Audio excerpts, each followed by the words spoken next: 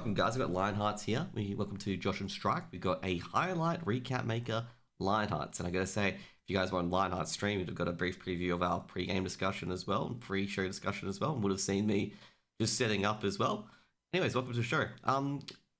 So where are you from, and how do you get into this sort of gig for building recaps and highlights? Like, what made you go into it?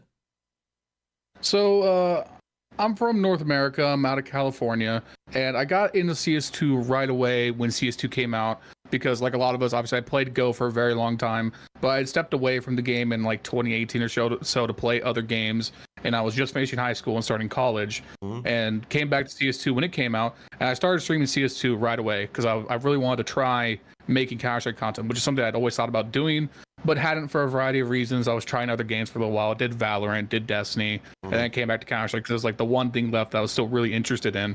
And initially, I was just focusing on streaming, and I would take all my streams, I would make highlights, and then post them to YouTube. And then I realized that like making daily highlights out of stream content, I could do it, but it was a lot of work. And like if I had a bad stream, I couldn't upload that day. So I started branching out a little bit. I did some guides, smoke tutorials, econ guides, stuff like that. Yeah. And eventually I started talking about around the major cycle, I would start looking at pro games because I'd always been interested in getting involved in the pro scene. Obviously I grew up watching all of the great By the Numbers podcasts, all the analyst segments of the majors and stuff. Yep. I had a lot of respect for the analyst content in the scene. And so I wanted to take a shot at it because it's something I'd already done in Valorant back during the Valorant beta. I got picked up by a YouTube channel called Skillcapped, which is a guide channel. And I was doing their guides around pro matches at the time during the beta and throughout the first year of Valorant. So I knew I already had kind of the skill set to analyze pro matches and talk about them, but I wanted to do something different because I feel like a lot of the space when it comes to analyzing the pro scene, you have podcasts and you have like very specific demo reviews, VOD reviews, POV stuff, but there's nothing that's like somewhere in between that's a little bit shorter and more digestible. And the one thing I wanted to kind of try and do was I feel like there's nothing close to like Sports Center if you're a fan of like American sports. There's nothing like I'm over for ESPN. Yeah, like for me, I grew up watching NBA Tonight or MLB Tonight or you know after the NFL games in the evening, and you get all the big stories for the day, the score lines, a couple of the narratives that are coming out. And I feel like that fills a really good niche for Counter-Strike because when there's a big tournament, there's so many games going on. That if you're coming home from work or you're just not someone who's dedicated to watching it for whatever reason, it's very easy to miss out on stuff. So bringing that into like a more digestible format where I still take some time to go deep where it's appropriate, but also develop the storylines and make it also it's like max like 25 minutes and you've got what happened for the day. I feel like that was definitely a niche that people weren't exploring at all. Did anything like, benefit from your study in college or anything like that? Like, did you study like into media and editing and anything like that? Or what do you study at college? Oh, dude, I wish I had actually. I think one of my big regrets is I didn't take like more classes in high school about learning Photoshop or learning how to use Adobe products. I'm pretty much entirely just self-taught along the way from all the various stuff I've done on YouTube over the years. I edit everything in DaVinci Resolve, which is a free editor that came recommended to me by my uncle. My uncle works in television editing for E! Network, and that's what they use in his industry. So that came recommended to me, and that's what I've been using for all my videos. And I just kind of learned as I go. Like everything was just like one small step at a time. It would have been way easier if I had taken the time to do more stuff in school. But I went in for business administration because I was working for my dad at the time. And then I just I fell out of school the year before the pandemic and haven't finished my degree. Oh, that's all right. I gotta say, you're not the only one in that, because I know a few content creators as well that didn't finish their degrees before they became big. And actually, one of them actually did do that, because Annie Fachusa, she's a WoW streamer, she did the exact same thing. Like, she had a breakdown during her computer sciences, and she went back and finished it about 10 years later. So, it's one. Yeah, I definitely want to go back at some point. I'm pretty much almost done. I would probably just go back and do online classes at this point, but I definitely at some point want to finish and maybe take some more creative classes along the way. I enjoyed my time at college, obviously. And like the best classes I took were all not business classes. Like I took painting and drawing, and those were great. And I would definitely go back and take more creative classes if I could turn back the clock. Yeah. Also, I was going to say, have you ever put this proposition to any tournament organizers like ESL, Blast, CCT, that like, hey, I can make recaps of your game, put them up same day. What sort of thing will you offer me? I would say not yet. I think as the channel continues to grow, that's something that I would like to do eventually, because obviously, there is questionability around the copyright when you're using stream footage directly. It's something I've run into an issue specifically with Cologne. And obviously, I want to be working symbiotically with the tournament organizers, because the way I see it, my content exists as just a way to boost up what the tournaments are doing. Because you guys have the analyst segments, but as we all know, even though the death segments I think are always really good, the viewership always drops off. And people don't really watch the analyst segments. They're watching the game. Sometimes they're watching like the show matches and some of the skits and stuff. I was meaning as a secondary product. Like you'd be like, hey, some people don't watch all the games, but if you put a good recap on it, you can hire me as an independent contractor. That's what I meant by it. Yeah, that's what I'm saying. Like, I think like my content exists in a space that doesn't take away from what the streams are doing. It only amplifies what goes on during the tournament. So I think there's a lot to benefit from both sides. My only reason that I haven't reached out yet is that obviously I think it's a scale thing. I think people would look at me and see that like where my channel's at right now, and the channel's doing well and it's growing, but it might be too small for someone like an ESL or a Blast to care about. Well, I could see like a smaller tournament organizer definitely wanting to work with me. I'm gonna say overall, I don't think that's an issue, to be honest. Like if you do good shit and don't have much of a subscriber base, like subscribers are just numbers. Like a lot of times in particular, like people don't have their big breakout off because one video. Like it's just consistency of storylines and just refining your craft. And you might find that one video that, you know, everyone likes, and then they just go to your back catalog, and if it's just as good, everyone just watches it. So, you know, I think the subscriber count doesn't number. I think it's really good just to reach out. Yeah, I think you're right. One thing that I've definitely had to struggle with over time is that on one hand, I'm very confident in what I do and I have a lot of pride in what I do. But sometimes I'm a little bit hesitant to take like that first initiative. Like when the major was happening back earlier this year, I wasn't sure what I wanted to do. I wanted to cover the major and I didn't know how I wanted to cover the major. And I was talking with a friend of mine, and I said, maybe I should just cover the games for the day. He was like, yeah, just do it. Like whatever you're going to do, just, you know, don't like lay out a plan. Just make the first video and throw it up.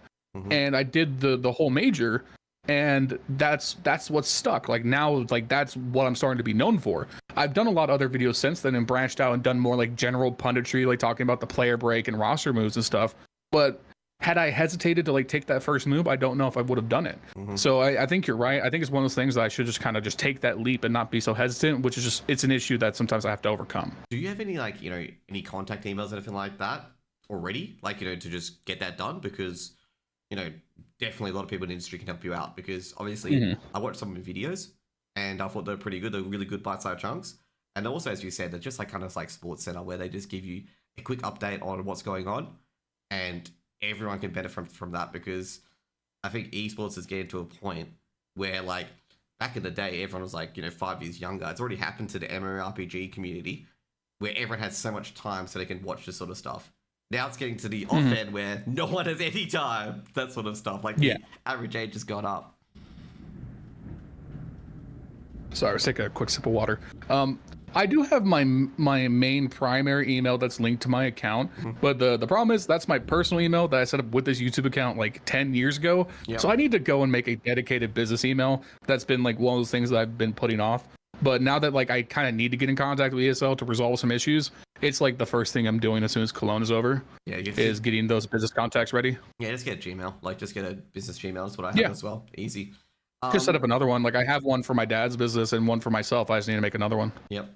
Super easy. It's easy. It's the easy stuff. It'll take you 2 seconds. I was also going to say, what, you know, other content do you make, you know, other than recap? Do you, like you said, you recap to player breaks and stuff like that?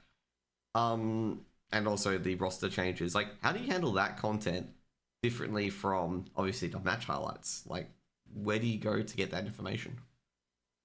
Well, okay, so when the recaps were first doing well, it was, like I said, right after the major, and after the major, there was, like, a pretty good string of tournaments. There was Chengdu, then there was, like, the CCT Global Finals, the Bet Boom Dacha, and then that ran into EPL, then Dallas, and then the Blast Spring Finals. So, like, that, like, whole block of, like, 3 months, there was basically no downtime, maybe, like, a few days at most between, like, a tournament going on. So I was kept really busy.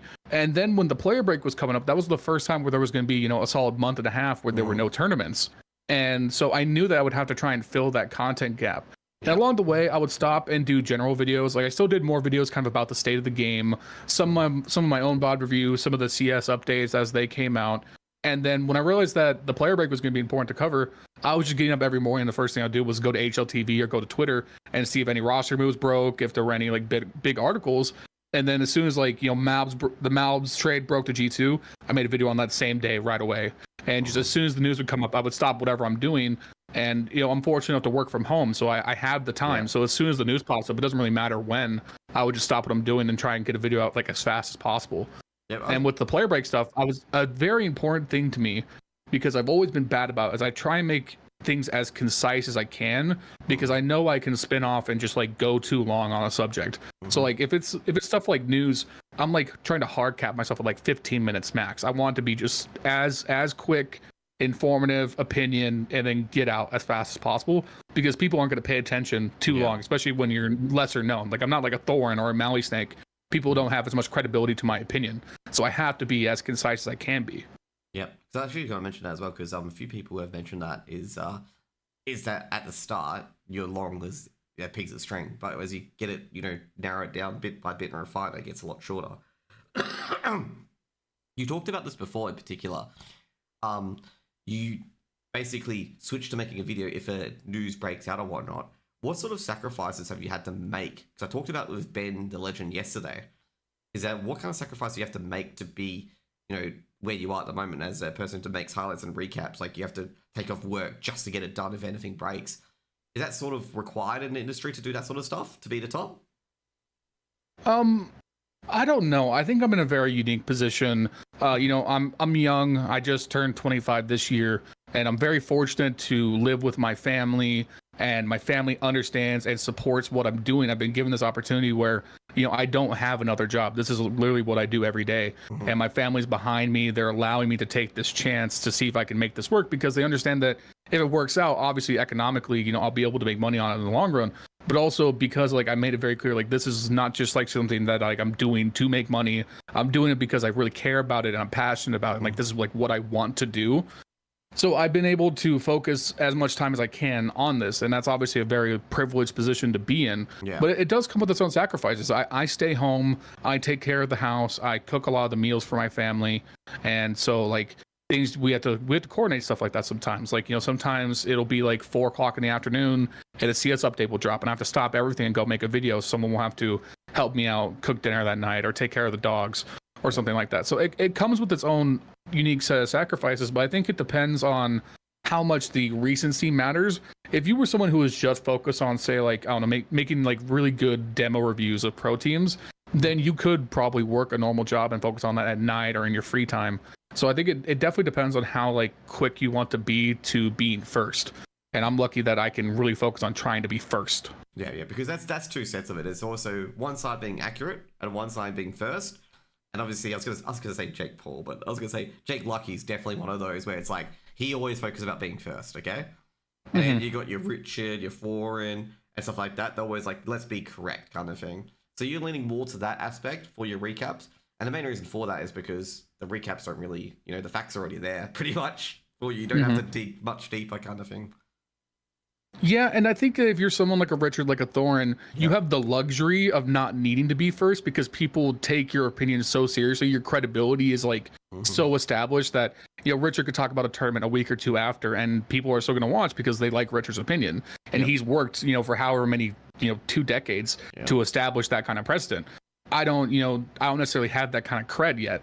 Like I don't have that kind of like weight within the content space. So I'm sure like over time, if it continues to grow, and I think it will continue to grow, then you have the luxury of not needing to be as fast. But when you're trying, there's only a limited, like you said, a limited amount of time that people have to watch videos. And there's a limited amount of space for views on a certain topic, especially like news stuff. Yeah. So if you want to be relevant in that space, I think you do have to be fast. Yeah. Also, I was going to say, would your business administration degree, if you do finish in the end, would that help out if you decided to expand your recap business? Like get people in Europe, get people in Asia, get people in Australia, like doing both tier 1, tier 2? Do you think that would help out potentially where you can manage a lot of people and help, really help you out in your recap where you can cover a lot more than just your 16-hour day, basically? Yeah, I think so in the long run. And I think what will also help with that is that my first major break, like I said, was in Valorant and working with Skillcapped, and I worked with Skillcapped for over a year. And initially, they brought me on just to do commentary, but they taught me quite a lot about kind of the ropes of like search engine stuff, how to like optimize videos, a lot of the back end YouTube stuff that like I just didn't know beforehand. And about a year in, the guy who was the manager for their Valorant channel got an opportunity to work on their League of Legends channel, which was much bigger. Not to say the Valorant channel was small, it was like 300,000 subscribers at the time. So they asked me, because I was like the most senior member at that point, to step up and be the manager. And so for about 6 or 8 months, I was the manager of the channel as well. And that was, 4 editors who were on call pretty much whenever. They had guys who would organize clips for everything. And then I worked with 3 other creators who were doing all the voiceover. So I definitely did that. But at the time, I was definitely younger. I was like 21, 22 at the time. And it got to be overwhelming. There was a point where just juggling all that to upload. At the time, I believe it was 6 videos. Yeah. Actually, yeah, it was literally videos. It was literally every day. It was 7 days a week. I had to have videos, and I had to have videos scheduled ahead of time, like a week in advance. Yeah. And initially, as I started establishing a backlog with them, it was fine. But then suddenly deadlines started falling through. Content creators wouldn't get stuff in on time. Editors would be missing. And eventually that all just got to be a bit too much for me to manage because the scale was just like much bigger than I was prepared for. Yeah. But I think if I was given the opportunity to do something like that now, I think I would definitely be much more ready to do it, much more experienced in that area. Yeah, I was gonna ask like all these questions in particular, and you just kept answering them. I'm like, hey, is he reading my mind? But anyways, like what sort of experience and what sort of benefits do you get out of working for Skillcap, especially in a management position? Like, do you still keep in contact with a lot of those editors in particularly, or do you have now contacts in the industry where if you do need anything, you can reach out to them? No, unfortunately, I haven't been in contact with many of them now. It's been like 2.5, 3 years since then. Mostly because of like the split wasn't super amicable in the end because of how things were starting to kind of fall apart at the seams. But one of the things that was super helpful to me is that one of the editors was very nice. And on the way out the door, I was talking to him about like what I was going to do next. I wanted to go back into Destiny at the time. And I was going to focus a lot more on streaming. And he did my full stream overlay like for free. Did a full stream package for me just as like a send-off gift. And that's the same overlay I still use today. And I use a bunch of the graphics for my YouTube intro and everything. And that was probably like, a couple $100 worth of work. And he just did it just as a thank you for working with him. He was very nice. So, I mean, I've had that to definitely help me along the way. If they were the way they were set up, everything was very insular. So like I wasn't really talking to anyone who wasn't working on the channel. Like we didn't work with anyone who was really outside of it. And they were a machine, the way that they had things streamlined. Literally it was like, we had like, you'd have a topic sheet. I would assign the topics at the beginning of the week, and they had a guy who would go through and get footage from all the big streamers or the tournaments, and they would just put it, and they would build templates that were just basically big blocks of just edited footage. And then the guy would write the script and do the voiceover and leave a bunch of notes for the editor and then submit it to the editor. And then I just had to check with the editor, make sure that it got edited on time and that a thumbnail was made. Jeez, and then upload it. So like it was a real machine. Like the way they had it going, like it was super streamlined. Yeah, it's like an absolute process. Like, I always highlight this to people in particular. I'm like, you guys realize like how much effort goes into a video, and you've just put it out for me basically. It is a lot. Like a lot of people when they defend, obviously I don't want to go into this topic too much just yet. When they defend people just watching videos and re-uploading to YouTube, and they're like, oh, but they talked for 20 minutes. I'm sitting there going like, mate, do you know how much work goes into it? Like how much hours have you put into a video? Let's say a 20-minute video. How much hours have you put into that of work? So I can tell you right now, so today's recap was for the quarterfinals of Cologne, and that was 2 best of 3s. And obviously those are really big best of 3s. So like something I try and focus on is I'll focus in a lot more on specific matchups like that are like the bigger matchups of the day, especially when there's only 1 or 2 games. That's a good time for me to go into more detail. And so that video was 20 minutes long. And I got up, the first game started at 6:45 in the morning for me, FaZe versus Saw. I was out of bed, drinking my coffee, watching the game. I took a little bit of a nap, like right around 9 o'clock in between the first and second map. And then got back up, watched the rest of the series. And while G2 versus Mouse was going, I had to wait like an hour, and then the demo files were available. I pulled the demo files, and I was already grabbing footage from the phase game while the G2 game was going. But I didn't finish working on that video, and keep in mind, there's some breaks in between, step away and do other stuff. But I didn't finish working on that until 6:30 p.m. So basically, I'd say like you've been working for like 12 hours just to get that video out. I would say probably more like 10 because like I have to walk around, let the dogs out, do some house stuff. You know, I took that nap at 9 o'clock. So yeah, probably like 9 or 10. Yeah, put it that in particular. But, you know, you can see the work ethic. You also see the sacrifices as well. You know, obviously your audience obviously probably recognize it as well. Like, first of all, he has to get up at 6:45 a.m., okay? You know... Yeah, North American times are not kind. During the playing stage in the first part of Clone, it was 4:40. Yeah. So, you know, stuff like that. Like, I'm just going to highlight the sacrifices. He had to, like, not focus too much on the G2 game because he had to get the demo files to build up his footage for the video itself. So basically, the G2 in-game has to do two things at once, which can be quite difficult for some people. Definitely. As a skill he's learned. And then basically as well, he has to try to balance all the housework and stuff like that while getting the video edited, getting his script done. The process he laid out before, like, it's not easy. So you can tell when anyone gets really pissed off that someone just jacked their footage or jacked their entire video. You can understand because they're getting up at 6 a.m. just to watch a fucking game, which, I'll put it this way, 99% of people who operate in this business, not operate in this business, but in the world wouldn't do this. They'll be like, oh, no, I'm going to stick to my 9 to 5, you know? Yeah, I think the process will have to change over time because I don't think anything is sustainable to work like that much. But the way I see it right now is that at worst, it's like a week for a tournament. And I think I'll get faster over time. One thing I think we can go ahead and get into is that at the start of this week, after covering the play-in, I woke up to my two most recent recaps were copyright struck by ESL, which had never happened before. And prior to those videos being struck, I wouldn't go through the demos. I was using the stream footage, which we could just go ahead and talk about that. I was using the stream footage, but no audio or anything. And so as far as like I understood and based on what ESO had written out as their own fair use guidelines, my content, which was 100% commentary with no game audio, no caster audio, no analysis audio, would be considered transformative in nature because it is commentary and critique. It's highlighting the games to talk about specific plays. So as far as I would consider, I would say that I was within what ESL would allow, but I still had those videos get struck. So to make sure that I'm as insulated from that issue as possible, because losing the videos is the worst case, right? Because those views are gone. Exactly. That money those videos made gone, and I'm not going to get them back. I had to switch to downloading the demos.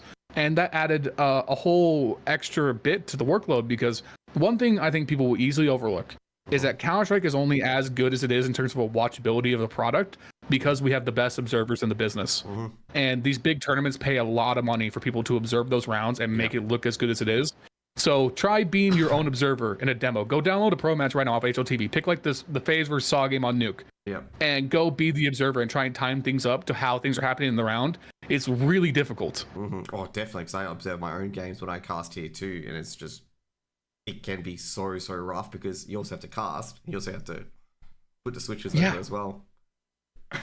And like I have the benefit of being able to watch the games after the fact. So like when I'm going and grabbing footage right now, I'll find the rounds that I want and I'll watch through the round one time to identify kind of like where I want to route out the camera, and then I'll go back and record it and follow the camera the way I want to. So like, if you're an observer live, you're doing all that live. You don't have the benefit of watching the round back. It's crazy the work those guys put in. Exactly, and they get multiple observers just for that, just in case one observer doesn't capture it. They can get a replay on another one. Because I think they have observers for player POVs as well. Because I talked to MC, obviously Michael Capena, he's from Australia, about this as well. And he says like he manages the production now because he used to be the observer back in the day. And he watches a lot of different multiple screens. But also with the copyright issue, you did say how you manage that in the future. Like, how do you manage it for other stuff in particular? Like just making sure you don't take too much, or is it going to be more just stay away from any footage now, or could it be just asking permission instead so you can actually use the footage? I think in the meantime, the safest way would be that if I'm going to cover a tournament, I should be going to the demos first. But like we talked about earlier, it's definitely like pertinent for me to reach out to the tournament organizers and let them know that I'm doing this because if they agree and I can just use the stream footage the way I've been using it, that's an incredible boon for me. That makes my life 10 times easier, and that would take a lot of the workload off. Also, excuse me. Also, with receiving the copyright claim in particular, like, what was your first initial reaction to it? Like, what did you do about it? Was it just like, oh crap? Like, so here's how the sequence went. I rolled out of bed like 5:50 in the morning, barely awake. First thing I did was check my phone because I'd uploaded the recap the night before, so I like to read the comments in the morning. And I just opened my phone, go straight to the comments. First comment I get was, "Yo, did your last 2 videos get struck?" And I was like, "No." And then I read my next notification, "Hey, you've received a copyright strike." And I was like, "Oh no." So I had to roll out of bed, desperately try to wake up, and then look at what's going on. And my first and honest reaction, because this does happen, was that it was a false strike, that it was someone impersonating ESL and was trying to hit me for whatever reason, because it just seemed so illogical that I would get hit. And obviously, it's in reality, ESL could do whatever they want. So them striking me is not the most logical thing in the world. But my first thought is okay, I know that other people were uploading footage from Pro League, and I haven't heard anyone else complain about this. If ESL was like mass striking people, it'd be like the top story on HLTV or Reddit. It'd be a huge deal. So I figured it was just me, and it might just be a mistake. So I went through YouTube systems, I disputed the claim, and then I reached out to Richard Lewis over Twitter for his advice, because he's the most prominent journalist in the scene. If anyone was going to kind of know like what the next step would be, it would be him. And he gave me some advice. I won't go into any specifics because it's not my place to talk about DMs. But his advice definitely like reassured me that there was going to be a path forward, and that I didn't need to freak out a whole lot. But for that first little bit, like the first half of the day until I heard back, I was freaking out. I was like, what am I going to do? This is like the thing that is really amplifying my channel, and I've grown so much off this, and it would be such a bummer if I just had to like stop and turn tail. And then I remembered, I could just go to the demos, and the demos gave me a way out so I could keep posting through Cologne. Yeah, because I was actually going to say, some people would be like, oh no, is my content actually original, or am I just borrowing all the content? Because that's a really big precipice when you get that first copyright strike. You're just like, for myself, I would just be thinking, is my content actually good, or is my content actually good because of someone else's content?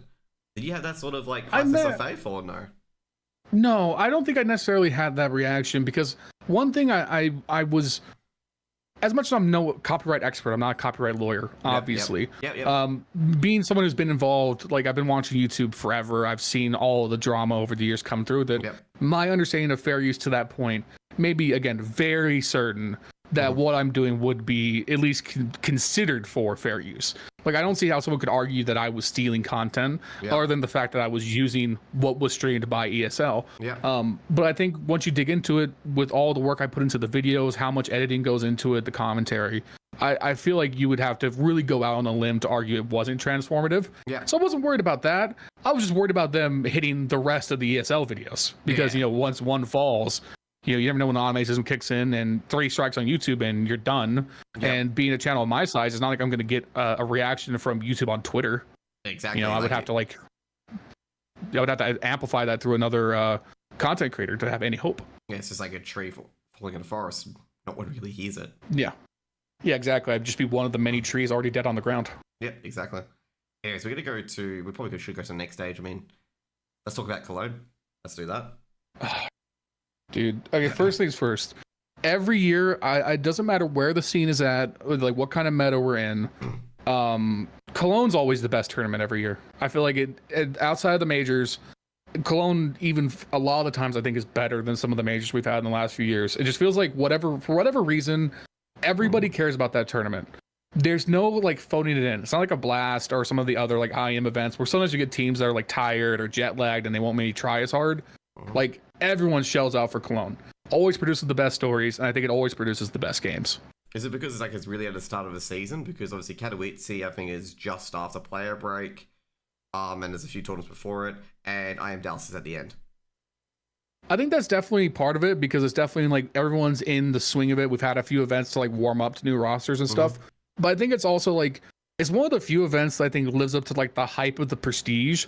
Like, Cologne is one of those majors that always feels, or one of those tournaments that always feels like a major, even when it's not. And it's been a major so many times, I think everyone kind of treats it as like the unofficial third major of the year. I think teams really want to win Cologne. Like, it feels like winning a major is a good step towards starting an era. Winning a Cologne and a major is like, okay, now we're like, you're really the best team of the year. Yeah, because like I said, Cologne's got a really good storyline to it as well, because they call it a cathedral. They've got a good nickname. They can build the place up. You go to Dallas and Katowice, the pomp and circumstance, and it's just like, where's their nickname? Where's their build up? Like, there's nothing really iconic where you can point to and be like, yeah, that is Katowice. That is Dallas.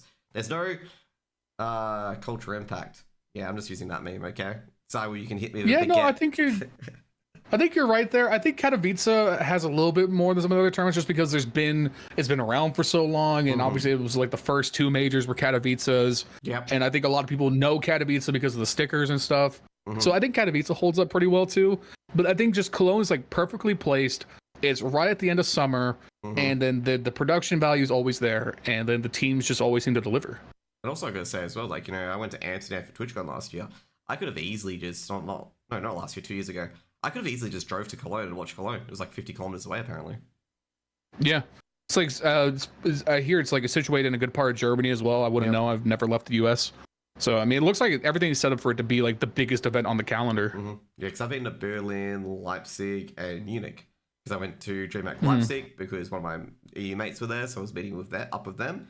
I watched Renegade to get second.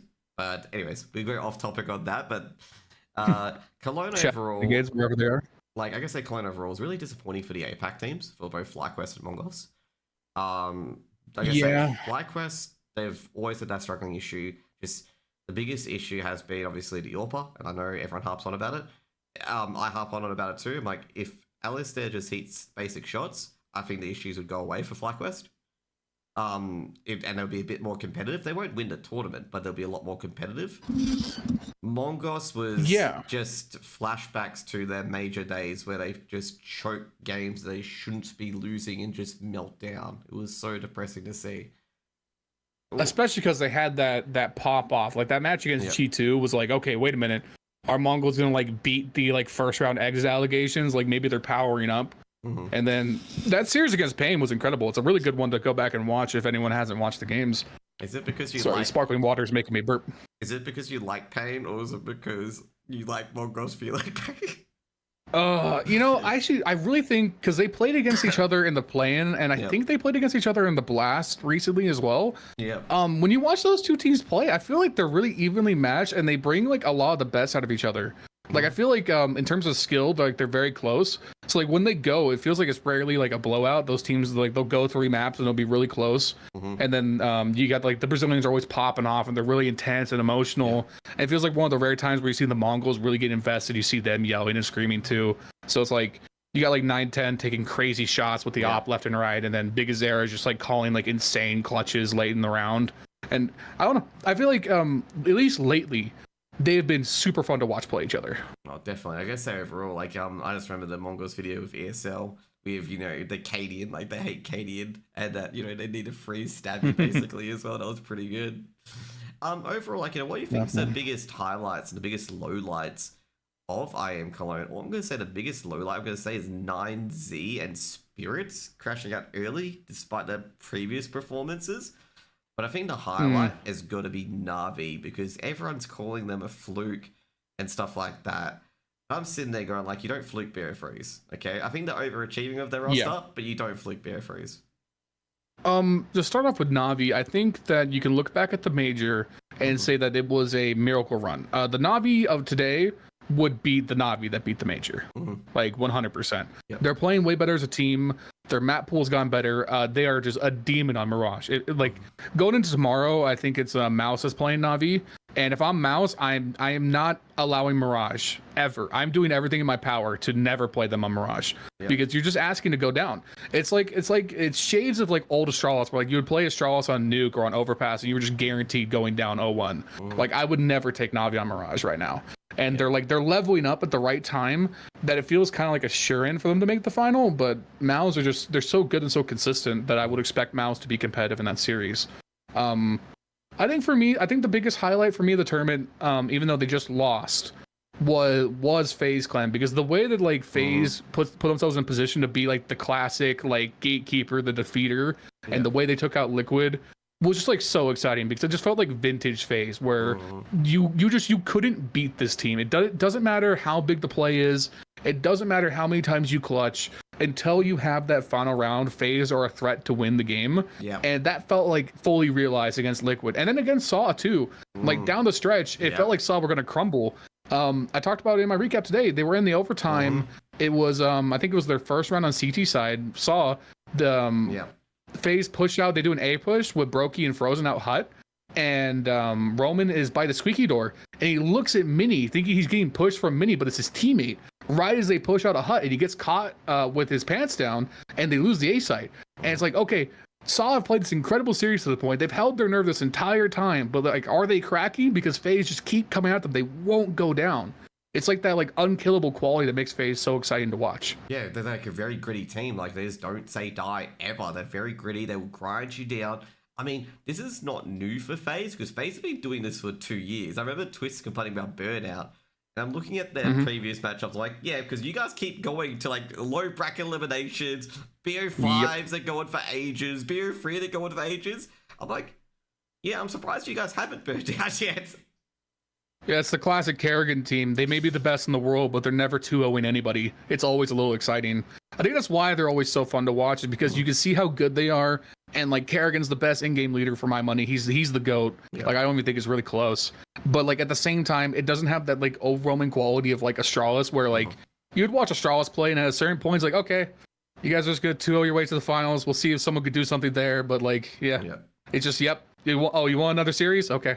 Well, you're like 57-0 on Nuke. Okay. Do you think, like, there was a certain like banality to just how strong Astralis were, and FaZe have never really been that kind of team. do you think the Hunnen effect is going to happen to Kerrigan as well, where Kerrigan's stats is not going to justify how good of an IGL he is? Or will he retire before Maybe, but I don't think you hit that point for a while. I think Kerrigan has shown that if you're so like that like 0.8 HLTV rating, and you can see the effect that he has in terms of the calling, then you can make it work. Yep. And also, I mentioned a low light. What was your low light of I Am Kelowna playing so far, or even the matches? God, what? See, I'm kind of like a congenital optimist. It's hard for me to like really like point out a team and be like, yeah, you guys did that wrong. Except for VP. I will go out of my way to hate on Virtus Pro every single time. As long as James stays an in-game leader and Electronic stays on this team, I am so out on Virtus Pro. I hate this roster. I think they're wasting everybody's time, and Electronic is probably the biggest check stealer in Counter-Strike right now. I gotta say, I'm a big Virtus Pro fan. I was not hyped by Electronic when they put Electronic in. Okay, I was just like, he ruined Cloud9. Okay, obviously, but then again, I think it's Cloud9. They should be so good. It's so frustrating. But like, I know they replaced Mir, and I know Mir has big issues with attitude and whatnot, because they always talked about Spirit as well when he played for Spirit, because like us at ESA Prem EU, and that's what the rumor was. He's such a good player, but emotional control was very hard for Mir, and that's what happens there in particular. But when they got Electronic, I was sitting there going like, I don't think this is a good choice, because he went to Cloud9 as an IGL and failed, and they had to get Boomich in, and they had to try and rebuild that entire team where Cloud9 fell apart. I'd rather them get someone like Resource or something like that in that roster, pick up from Aurora, and have them try instead, because you've already got Flitz and Fame, and the firepower is already so good. Yeah, there. Like, you can have a young guy come in and see what happens. And I think now, I'm not initially the biggest hater on getting Electronic in theory, because I think people are going to kind of miss, because they blew up so shortly after. There's a weird time, like the beginning of the year, where that Cloud9 roster with Axel, Boomage, Electronic, where they didn't have a primary opper, that was actually like low-key one of the most interesting teams to watch in the top 10. Like, they were actually really good for the fact that they were playing no op, and they were kind of like, I feel like at the time they were like right at the turning point where I think they were kind of like making the style start to work. Like, if they had stuck it out for like another few months, I think they were close to a breakthrough, because in CS2, especially at the time before they made the first set of economy changes with the T-plant, I think that was the perfect time to bring back 5 rifle, like that classic Swedish style of Counter-Strike. And I think Cloud9 were really close to like making it work, and then the roster blew up. And Electronic, he was like up and down. He was tournament to tournament, wasn't performing super well. But that team as a whole was really exciting to me. And when I heard that he was going to VP, my first thought was, this is going to be exactly what the team needs, because my biggest criticism of James is the slowness. I think you can play slow. You need to play slow like in a deliberate way. There are too many times where they're just like, they're out of the round after one pick. They're just going straight to the save. Yeah. Is that kind of different to Caden's style, where Caden is, if someone gets picked off, we stack it. Now with VP, it's like if someone gets picked off and it's not beneficial, you know, obviously they're very cold and calculating. I call it like the Anaconda because they cut so much sound, you have no idea that they're wrapping around you, and by the time you realize that you're dead. Yeah, you can play slow, but you have to play slow to a purpose. And if you're not trying to make a move at any kind of map control, you're just you know, you're tilting windmills. Like, you're just wasting time. And it'll come down to like 30 seconds left, and you have to force a site take, and you haven't drawn any utility. You haven't found any like lurk presence or intel, and then you're just having to go into a bomb site or save. Oh, you're I feel like about a T site execute, right? Yeah, and then I think also they were way too hesitant to go for retakes on the CT side. They would save. Even if it was like 3v4, they would just not go for the retake ever, which is something they still do, which I just absolutely hate. I understand on like Inferno, if it's like B site 4v3, yeah, go for the save. That makes sense. But they'll be on like Dust 2 and it's a 3v4. They've just lost the A site and they won't even try. Like they'll go save right away, which is like it pisses me off. I think it's just like you got to try at some point. In MR12, there's so limited amount of time that you don't. It's not MR16. You don't have those extra rounds to work with. If you continue to concede rounds, the game's going to be over. Yeah. And I feel like James just like doesn't have that ability to make that switch. And there were some points where Virtus Pro would shift and be aggressive with electronic, and then they would look really good, and then their CT sides would still be awful, and then they wouldn't win the game. So like it feels like the team is split two ways, and then electronic and James just aren't performing. But those guys were both top 10 players for quite a while, and in CS2 they just haven't made the jump. I think James is going to shift to a bit of more medium term sort of thinking as well. But I think overall, like, you know, his style obviously a lot different and a lot more less fancy to watch. I still think it does work in a way. T side, I'm going to say, definitely needs big fix up because they've not really got any presence, and you can't play the, you know, cut all sound and just make the T's make a play and see if they make a mistake. You can't do that on T side because they're not going to push. Yeah, I think also they were probably the worst, the team that was worst off with Overpass going away. They were great on Overpass. Exactly, yeah. Up until it got removed, and their map pool is currently atrocious, and they don't play Dust too well. So like they just lost like the thing that they were really good at, which was beating teams on Overpass. So they haven't. I don't think they've taken the time, even during the player break, to like find a new map to work on. Like, I don't know, they're not trying to specialize on a nuke or an Inferno or a Mirage or anything. It feels like they're just not very good at any of the maps. Like I say, Overpass in particular, because you know, you can just put one AWP on A and that's it, and that's Jame, and Jame will laser you if you come down short, come down long without any utility. Jame will get the opening pick. Yeah, and it would have worked great with Electronic too. Electronic is a fantastic Overpass player. You know, he would be down the B side. He would take aggressive through the tunnels into sewer. He'd push behind you through connector. Like when he was on Na'Vi, they played fantastic Overpass, him and Simple. So I think it would have worked out great had it stayed in the map pool. And also not to mention as well, like that connector position in particularly is so important for the CTs to secure, even though it's really hard to secure it. If you secure it, the Ts can't rotate to A and B very quickly, and you just can win rounds and force them to save. I think my other thing, and I want to make a video about this when Cologne ends. I think the biggest cursed chalice in Counter-Strike is IGL/op. If you're an IGL and an Opper, I don't think you can be anything more than like maybe a top 10 team. I think there's an upper limit when you're having to share those two duties, and the op is like way too important. Like it takes so much to be a top 10 Opper in the world and to be a top 10 IGL. I don't think you can do both. The only times it's worked have been like, you know, Nitro on VP or Nitro on Liquid, and Nitro wasn't, you know, he was maybe a top 10 Opper in 2019, but he wasn't like he wasn't like a world-class Opper. And obviously Fallen in the Brazilian lineups, and Fallen was really great when they were winning the majors, but I think we all saw the drop-off was pretty quick. Like it's too many resources onto one person. Are you leaking new moves now? Are you saying Nitro's going to VP? No. See, that's the thing about making videos, right? I get to cut out all the mistakes. It's great. I misspeak all the time. It's terrible. Don't worry, I misspeak all the time as well. As long as you have the confidence that you're saying it correctly and keep the flow, it's all fine, okay? But I'm an American. Being confidently wrong is something we learn at birth. Like, when you're an American, you're taught that in grade school. Be confidently wrong in everything, and no one will question you. Not wrong.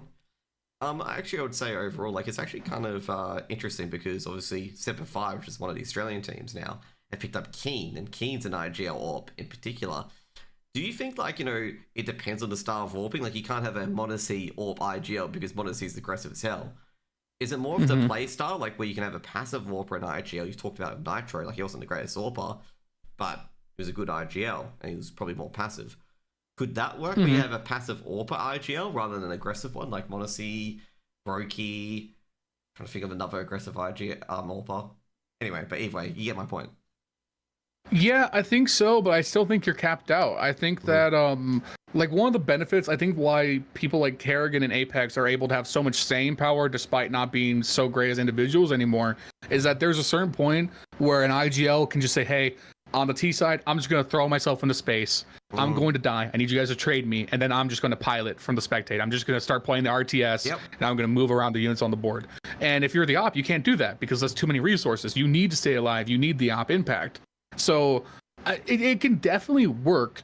But my big thing is that if it doesn't work, now you have to make 2 roster moves, which is the spot that Liquid were in, right? By cutting Cadian, you couldn't just replace Cadian with one person. You need to replace Cadian with an IGL and an Opper, which put them in that weird spot where now Twist is the IGL and they found Ultimate.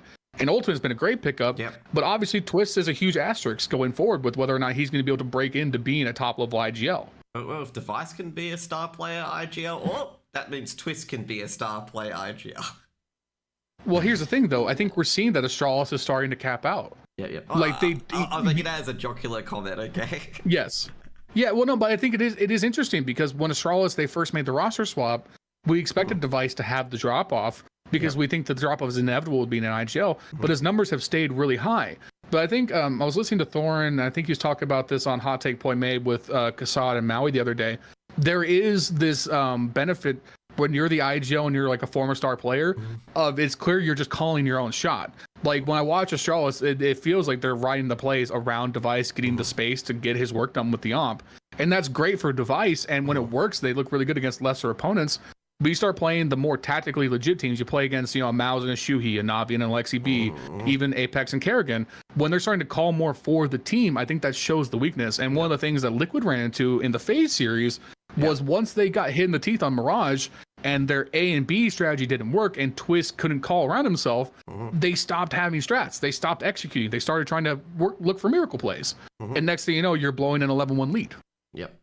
Also, I was going to say in particular, like, with Cologne, I'm going to say overall, like, is it still good those top 6 teams that are just going to make a lot of these tournaments? You got your Mouse, obviously Spirit had a bad tournament, Vitality, FaZe, G2, I'm forgetting the last team, Na'Vi. Are those 6 teams still going to be in every playoffs for every major, basically? Because I feel these 6 teams, it's always one of those 6 teams will win the tournament. Like, they're so close. I feel like out of all of those, Na'Vi to me feels like the most consistent team. Like I feel like you'll see Na'Vi and Vitality in pretty much all of the major playoffs. I feel like they're a shoo-in to make it through the group stage unless Zywoo is just like missing or like something really terrible happens to Na'Vi in the group stage. Those teams feel like you're going to see them a lot. I think everyone else has shown that there's cracks and there's inconsistencies. Like, yeah, G2 rolled over everybody who wasn't the Mongols, but then they played Mouse today, and you saw that when Mouse had the tactical advantage and the fragging became more normal on G2, G2 couldn't keep up because their strats aren't good enough. So I think there's a lot of parity in the top 10, actually, where, we could roll up to a tournament and Complexity, Elige has like a godlike tournament where he's, at like a 1.4 rating. Grim has a good tournament right behind him, and suddenly Complexity are making a playoff run. Liquid have shown that they can compete and play with the biggest teams. So I think it's a matter of who's going to have the best tournament, which I feel like no duh, obviously. But it feels like you have teams that are going to be very inconsistent tournament to tournament. So outside of Navi and Astralis, I think it is a toss-up for who's going to make a run. Yeah. Also, I was going to say, with Saw in particular, what do you think about Saw? Because I think Saw have a very good coach, I'm going to say, because that roster in particular was absolutely doggo at the major, and they crumbled in crucial rounds. I remember that 0.1 second defuse against VP, which crashed him out of the major by Jame. Yep. So my understanding Barry? is that they had a coach change recently, like in the last few months, and that's what's turning around because obviously they peaked really high at the major where they went through the challenger stage of the major and they were like the first team into the upper bracket. They beat Cloud9, and that was the first time I really paid attention to. Was like, oh my god, like who are these guys? Like they're actually like breaking through. They took Cloud9 down, and they looked poised to make a run at the major. Then obviously they lost that first series. I can't remember who they played, but they lost their first series after going undefeated and then just crashed out, lost every tournament after that. Oh, those are my dogs barking. I don't know if you can hear that or not. Sorry about that. Did they do it NRG where they like, we can play for bonus points and then crashed out the horn free? Yeah, I don't know, but like, and then like the next 3 tournaments I saw showed up to, they like bottom out, didn't win a single series. So I think everyone was assuming that that they were going to be just this like flash in a pan. They made this one major run and it was really cool, but they probably weren't going to do anything else. And then whatever changed with the coaching and the way they relooked at their tactics, watching them play at IEM, it reminds me a lot of when ENTS broke out in 2019. You have this team that you don't really know the names. There's no like superstar player here that's like better than like a top 20 player, but the tactics, the team play is like elite, like best, like top 5 team in the world worthy tactics, where they are playing so good as a unit and calling so well that they get like better than the sum of the parts. Yeah, I was gonna say, and that just like, that's so fun to watch. Yeah, definitely. And also, I was gonna say, someone like Danish was like Barry's a very good coach. Like Barry's incredibly good, and they also made the jokes about Barry's plays. Like Barry's plays not that great, but his coaching is immense. It was a joke, even though Barry got an ace in one of the rounds. It was that he was not a great player. I think it's very telling that I think in every interview they've done in these upset series, I've been like, yeah, we prepped really hard for this. Like, we knew they wanted to pick Inferno. Like, they said after they beat FaZe, like, they said, yeah, we knew FaZe wanted to pick Inferno first, so we really prepped it. And then they stomped FaZe 13-6. I mean, they literally just, FaZe couldn't do anything in that game. And then when they beat G2, they beat G2, right? All the games are starting to run together. Yeah, they just when they had their... one of British. Oh, yeah, they beat G2. It was G2, Mongols, and then they lost to Navi. Yes, thank you. So so when they had their first upset early on against G2, it was like that nuke game was incredible. Like they literally, I rate G2's nuke really highly because obviously Nico's like the best outside player of all time, and we have him working up in Muncie. It's like you can't even get any map control when you're on the T side. Yep. And then I watched Saw's T side, and they were just walking circles around them, ramp control, splitting into upper. They would throw fake utility outside and then go secret late. It was just like, it was crazy. Like the protocols were just so consistent. And then Ujerks has such a good eye test, man. Like the way he's leading some of these rounds, he's getting these first goals with the rifle, and he looks so consistent and calm. And you have Eridos as like that X factor, very aggressive player right behind him. And then obviously, you know, New Tiras has like clutch of the year today. Yeah. Like that 1v4 on the B bomb site, that's iconic, dude. That was incredible. Yeah, definitely. Like, you know, what he did was just miraculous, especially against FaZe, because FaZe is one of those teams where they will eventually grind you out, and the fact that he was able to do that on the B bomb side, which people say it's really easy to retake. I don't view the B bomb side on Nuke as being really easy to retake, but it is. Yeah, I don't know in what universe they're living. The easy retake? Are you kidding me? Yeah. There's 1,000 angles and on 2 different levels. Like, good luck. Like, but either way, like, you know, that's incredible. The fact he held it by himself. And also got to say, like, you know, they're beating a team like FaZe. Also, not to mention as well, like, these players have been all around for ages. You know, Roman, Story, Ujerks, Aristodos, I think it's the newest addition as well. And it's just like, I've seen them, casted them in ESL Prem back in EU. They weren't that great. They had this one-off tournament where they did really well, got to ESL Pro League, then bundled out.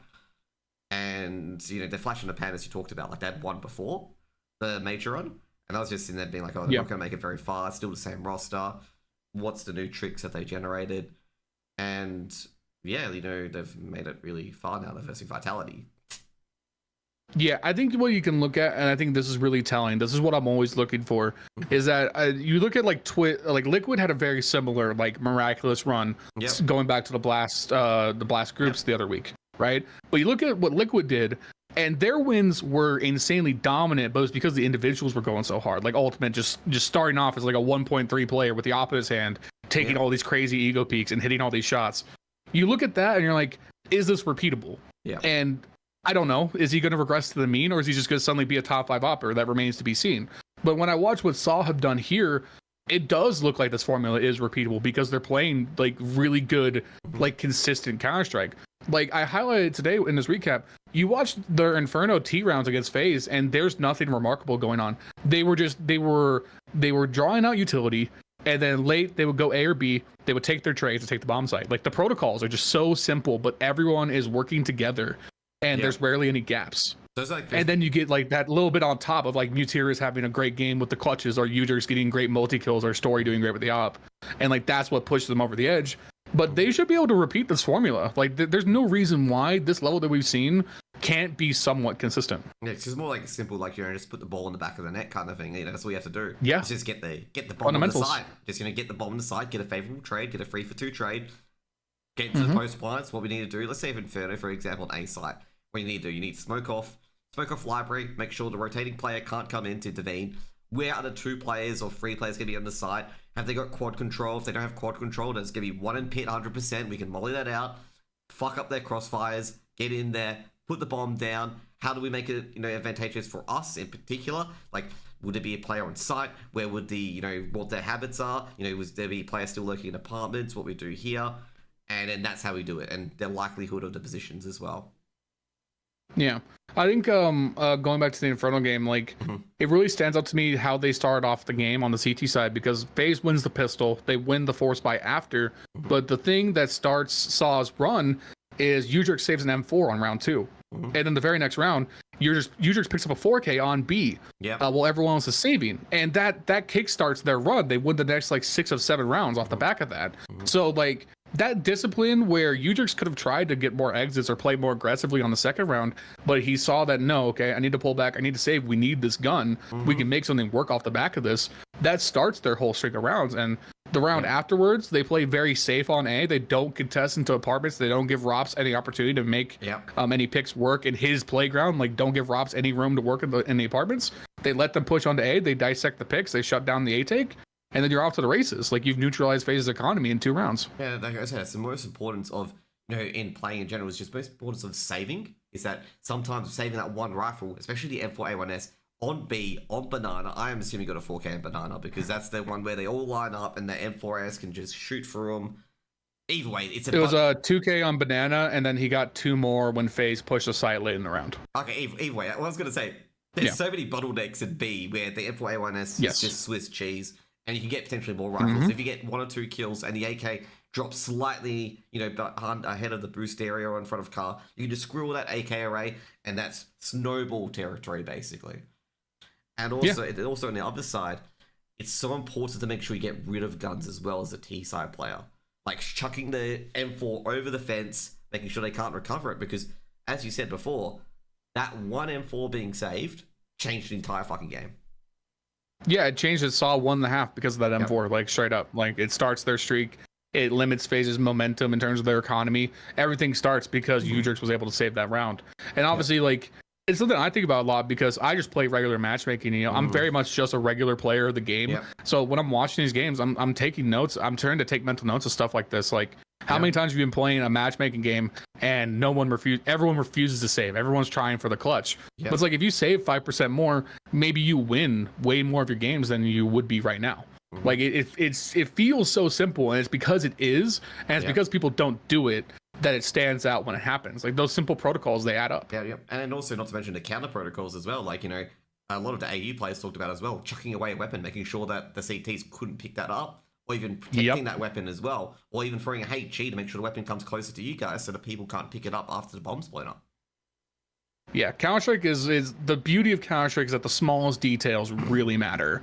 And the more you play the game, the more that reveals itself.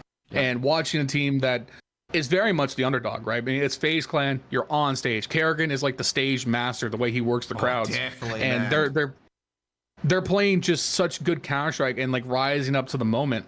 That's the beauty of it, man. When you get an upset that feels super justified, it's just it's the best part of the tournament. I was watching Garrigan at I Am Sydney, and the man, all he was doing was just telling the crowd every time FaZe run around, he's always just composing. He's just got the the maestro aspect, basically. He was just telling the crowd what to do. Yeah, as the kids say, he's got aura. Yeah. Also, as well, I was meant to highlight as well, I think Gump from Mindfreak, one of the Australian players, talked about this. He taught a lot of the minute factors to Pain, one of the up and coming AE AWPers as well. The tiniest aspects matter so much. And I think I've talked about throwing the weapons over and stuff like that. But my favorite highlight I've ever seen of an AK being recovered was on Nuke, where Cadian, I think, was stuck at Silo because they lost a round. I'm trying to save something. And Sush had a pistol in secret, but couldn't come out because obviously they didn't have mini control or heaven control. So, obviously if they go outside, they're going to get picked off. So what Cadian did, because of an AK, he had an AWP, of course. There was an AK in front of, in front of Silo, but closer to secret. So he threw a HE grenade, and that flung the AK all the way to secret for Sush to pick up. And it was a Spider-Man sort of thing. and I just saw this AK come flying to fucking Sush, and I'm like, what happened? A gift from God. Yeah, like literally just like was like Spider-Man. Like you just hooked that AK to him. It was the most amazing play. And that's what I really want to highlight. Like he got a net plus 2400 benefit from getting that AK to Sush, basically. Yeah. I mean, it's just like it's small things, right? I remember, I wish I clipped it from my stream. I was playing on Nuke a couple weeks ago, and it was like an eco push A on the T side, and we got the A side control. We killed a guy in heaven, and his AK was sitting like right on the edge of the rafters, like half of it was sticking over. Yep. And I was trying to shoot it with the Glock to like get it to knock over, and the AK shot up, bounced off the wall, and then kicked over by the ladder. And I was like, it was so close to banking onto the site. It's like you don't think about the situation sometimes, but it's like, you know, that gun knocks down. That's so much. It's so much difference for us being able to finish off that eco round. Whereas now we're still on pistols; they could retake easily, and it's just like those little things. They add up way more than people will give them credit for. Yeah, that's what happens in I Am Killer. It's like these little things that add up so much. Like a lot of people look at the clutches and stuff like that, but it's always like, you know, beginning, you know, 2 to 3 rounds earlier. A lot of times where they've built up that economy to even create that moment in the first place. Yeah, another good example of that was Mao's versus G2 on Mirage. Mao's, I think the best round of that game was round 10. They were on a Tech 9 buy on the T side, and they rush A. And Mao's are a super slow team usually. They don't usually rush sites like that. But they did like a slight delayed A take. It was like 20 seconds of the round. They just burst out, got all the Tech 9 kills. They just shut G2 down. And then importantly, even though CT was smoked, Jimfat and Zershin pushed straight through CT to hunt down the G2 players, because if they waited and just played site, which I think most people would be inclined to do, like play the bomb in that situation, because even though they were up 3v4, I think it was, they don't have the gun advantage, so G2 could attempt the retake. But they play aggressive behind a flashbang and catch G2 like all 3 in spawn, and they get all 3 of the kills. If they didn't play that aggressive, G2 probably had time where they could have considered saving. And then the next round is super different because G2, they still have an AWP, an AK, and M4.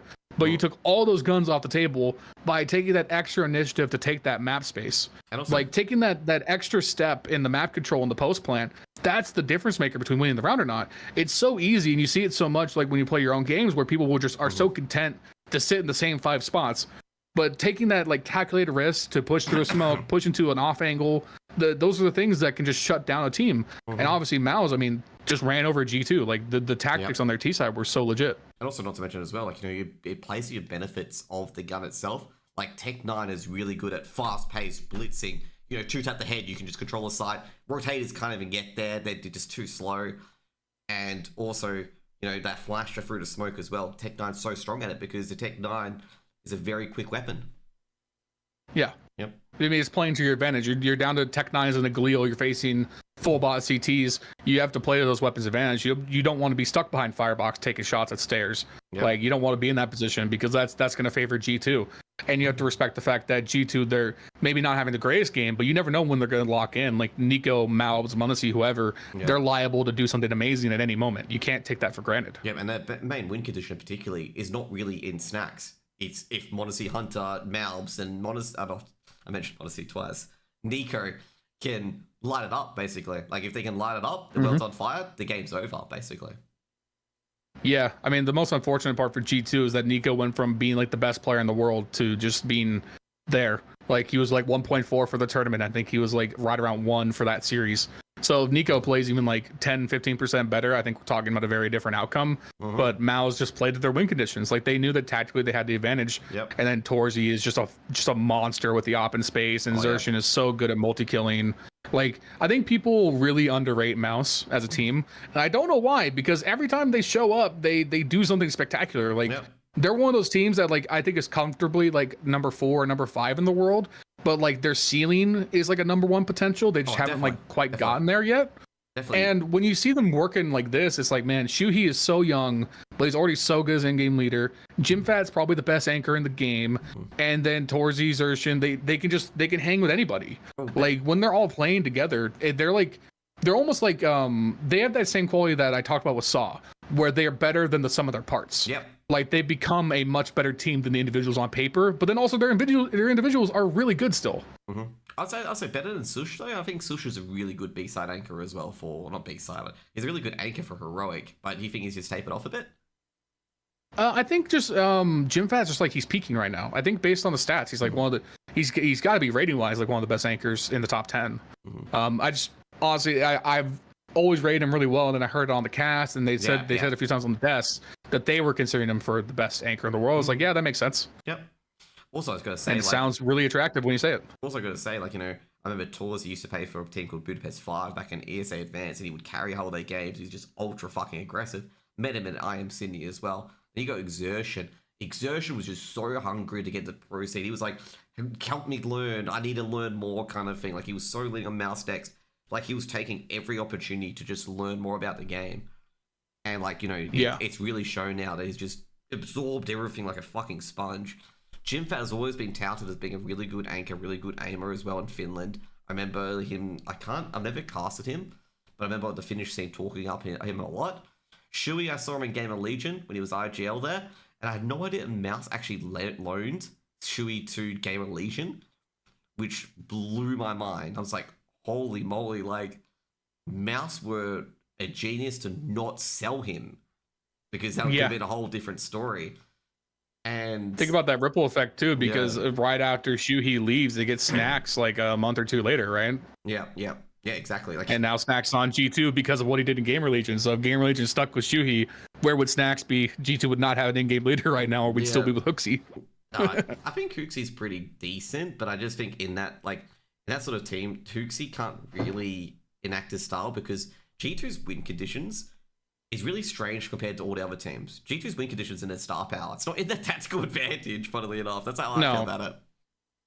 That's why I said they remind me a lot of like the early Swedish teams, like 2014, 2015, like Fnatic, NIP, where that classic like pub Swedish style, where like we're just calling defaults. All right, get right. Can you go do something amazing, please? Except that now it's just Nico, and this is what Nico's done his entire career: is I am Nico. You are going to respect me, or I will make you bend the knee.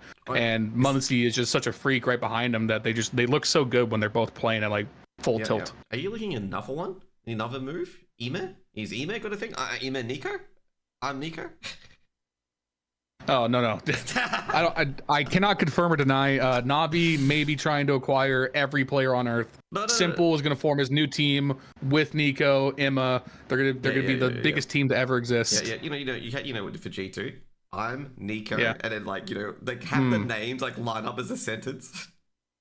Yeah, no, I understand. What do you think about Broline in particular for Mouse? Because Broline, he was absolutely shit on NIP and fell off of Fnatic, and now he's come out to it. Like, how is this? Like, how do you think this worked for him? I felt so bad for Brolin because when he originally came into Fnatic, what was it, like 2016, 2017? He was good. He looked really good initially.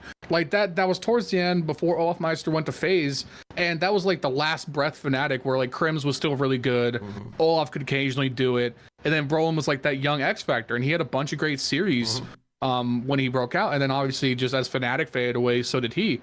So I wonder if it's just that MOUZ might be one of the best like drafting organizations in Counter-Strike maybe ever. Like their eye for talent development just feels like a step ahead of everybody else. Definitely. I mean, how many times has MOUZ done this where they've just taken a player that you've never heard of and all of a sudden they're doing great in MOUZ Academy or on the main team? Oh, exactly. Like, and they had the forethought to get Kerrigan after FaZe. They let Kerrigan develop everybody into just they developed into fucking so good after that. Picked up Robs when everyone thought he was a cheater. Yeah, like it seems like MOUZ as an organization is just like one of those teams where you don't think of them as like a tier 1 organization, but they've got to be in the running for the best run team in the league, in the world. Probably like right next to Navi. Yeah, let's think about it. They got Frozen, they got Robs, they got MHL, which is now obviously in Red Talent. Who else? They've also got their entire team at the moment from the academy. So Jim Fat, Xertion, Broline, Torzi, Shui. Like they're basically the only successful academy side. Like all the other academy teams, I feel like haven't developed anything. I'd say young ninjas of ZTR, but they didn't use them properly. That's what I feel. They didn't use some of their academy players that they had really properly. Yeah, but ZTR still has time to break out. I think he's actually someone in the next few years who's really going to establish himself. Yeah, that's what I meant. Like, there's some academy teams that use it really well. I think that's your point, basically, is MOUZ used the academy team really well, but the other teams didn't. Yes, MOUZ is like the closest to in baseball, in the MLB, like the way that like the MLB develops the minor leagues, like the way they develop talent up through the different levels of minor leagues. They're like Mouse are the only team that's actually taking talent from their academy team and putting them on the main roster and then like actually getting value out of them. It feels like the other teams is just kind of like a holding tank to sell players off. You know what? The main thing is I'm just loving it because a lot of these players I've cast in advance, especially Torsey, I just love it that he's getting the tier 1 recognition that he deserves. Yeah, I mean, if we look at like this, obviously we're getting into speculative territory. If they go on tomorrow and like they make a finals run, if they beat Na'Vi, then surely Torsey's like the next best candidate for like MVP of the tournament. Because like if Mouse is to beat Na'Vi, it's gonna be because Torsey is like the main guy. Yeah, it's gonna be a hard one though because Mouse, like it's kind of like Heroic or over again in Astralis, where you said it before, better than some of their parts. All the ADRs are so similar and ratings are so similar. Yeah, I think the biggest issue for them is map pool. Na'Vi again, like they have to ban Mirage. I don't think there's any world where you can allow Mirage to be played right now because every team that's played Na'Vi on Mirage in like the last like 8 games has just gone destroyed. And obviously Mouse like to play Mirage, so you're already having to like give up one leg to Na'Vi in the veto. So I think you have to get weird with it. I think you gotta take like a risk, maybe just like play a map. I think Na'Vi don't play Vertigo that often. Maybe you take like a Vertigo pick. And try and like spook them up a little bit. Or you can even take it as decider, just be like a Boomich and just walk backwards and be like, yeah, we're gonna fucking take you on Mirage. But I think that sounds great, and like that'd be the great story if they beat him on Mirage, but just based on the stats, that isn't happening. Na'Vi destroy everybody on Mirage. I don't think you can allow it. Yeah. I think it's like the case where it's like, there's Brave and there's Stupidity. Yes. And right now I think taking Mirage veers straight into Stupid down. Yeah. Anyways, let's go on to the next topic. We've talked about Cologne. We've talked a lot about the CS, and geez, that was actually really fucking insightful, to be honest. I loved it. We'll go to the next topic. I'm having a great time. Because let's talk about your stuff, your line of work, and particularly the recaps. Because I want to see how do you build the big topic is how do you build highlights and storylines? Because highlights are hard to capture because there's like 20 million fucking moments in a game. How do you select the ones you include in and the ones to just get out? Do you include that random 1v2 clutch where 2 players were on 20 HP and it could be one? Like, how do you select which wins you want to put in? So I think there's 2 ways you can go about it. I think the easiest way is to you watch the game, you pull up HLTV afterwards, and HLTV has like the highlight rounds usually right before the score, and you can start there and you can say, okay, maybe I'm going to use like 1 or 2 of these. But mostly like what I'm looking for is when I'm watching the game, I'll just kind of like I'll take a mental note or I'll literally write down like, oh, that was a really interesting round, and I'll want to go back and watch it again and see if there's actually something to look into. But most of the time, in terms of building the storylines, I think it's just something that naturally I'm kind of good at is like building the narrative. Like I've always been good at talking and kind of building the story of what's going on in these games. And so for me, I'm able to kind of like naturally kind of riff off of what I'm seeing in the game and build the storylines like as I go. But most of the times I'm looking at the score for the players. If there's like a specific player that really stands out, like someone's having a crazy good performance, I want to look at their POV first. But also I'll just look at the timeline of the rounds. And if you've gone on like, a 4 round win streak, that's usually a good place to start. Like, what did you do there to get that economy control? Because if you've won 3 rounds in a row, you've probably broken the other team's economy at least once. So that means you've done something like really, really strong in that round. So I'll go there first and see if there's something that stands out that maybe I missed when I'm not watching the game like perfectly all the time. It's like basically like, do you focus on the small intricate things that build up a play? Like, just start from the little rock that fell off and then get to the boulder? Or do you just focus on the boulder? I think it depends on the round. So like when I was talking about the Saw Inferno game, obviously it was very clear to see that you could make the A to B correlation that Udrix saves the M4 on round 2, he gets the 4K on round 3. You can just directly talk about how that links one to the other. So I highlight round 3, how they lost it, but Udrix makes a save. And then I'll talk about the next round and show Udrix getting the 4K and like what that means in the context of the rest of the game. And then obviously I'm relying on the fact that overall I don't script my videos, at least not for now. And I'm just really good at talking about what happens in the round and like just kind of spinning off of that. So talking about how this could affect FaZe or how it did affect FaZe or what this means in the greater context of being able to break the economy or establish the map control. Like I've just always kind of been good at like picking out those little things. Like another good example of that was on their T side on Inferno. It was round 18 and FaZe were on like a low buy, and so were Saw. They were both forcing, but FaZe had 5 rifles, but not a whole lot of utility. And you can see in the round that all their utility was going B, because they needed all the Molotovs and nades to contest banana control. But Saw, they played slow through alt mid into apartments and then broke out A. And it was very clear here that if you just look right before they burst out, that Rain and Robs are cross-firing mid, but they have no counter utility. Yeah. And because they chose to front end all their utility B, that left a really big hole on A where Saw can just walk out. And if Saw wins this round, then G2 are forced into a save. They have to save the B rifles. They might not even be able to 5 bolt full buy the next round. Don't worry about that. Right? Like, obviously, by G2 means FaZe. But yeah, you can definitely capture aspects like that. I mean, you know what? Nico was on FaZe on one stage, clearly, right? We can put him back on. Okay, get back in there, Nico. Yeah, there we go. Yeah, Nico, I'm just gonna say it now. Kerrigan's your only hope for getting the major. Get the band back together. One last dance. Just pull full Michael Jordan. Come on, one more go around. He's burnt so many eyes. You can bring Muncie with you. I'm sure we can sell Brokey somewhere else. But we'll make the FaZe power team again, and that'll be it. Win the major. You'll beat Simple 5 times. I can hear the Baltic states from here getting angry at suggesting it minus Brokey. Yep.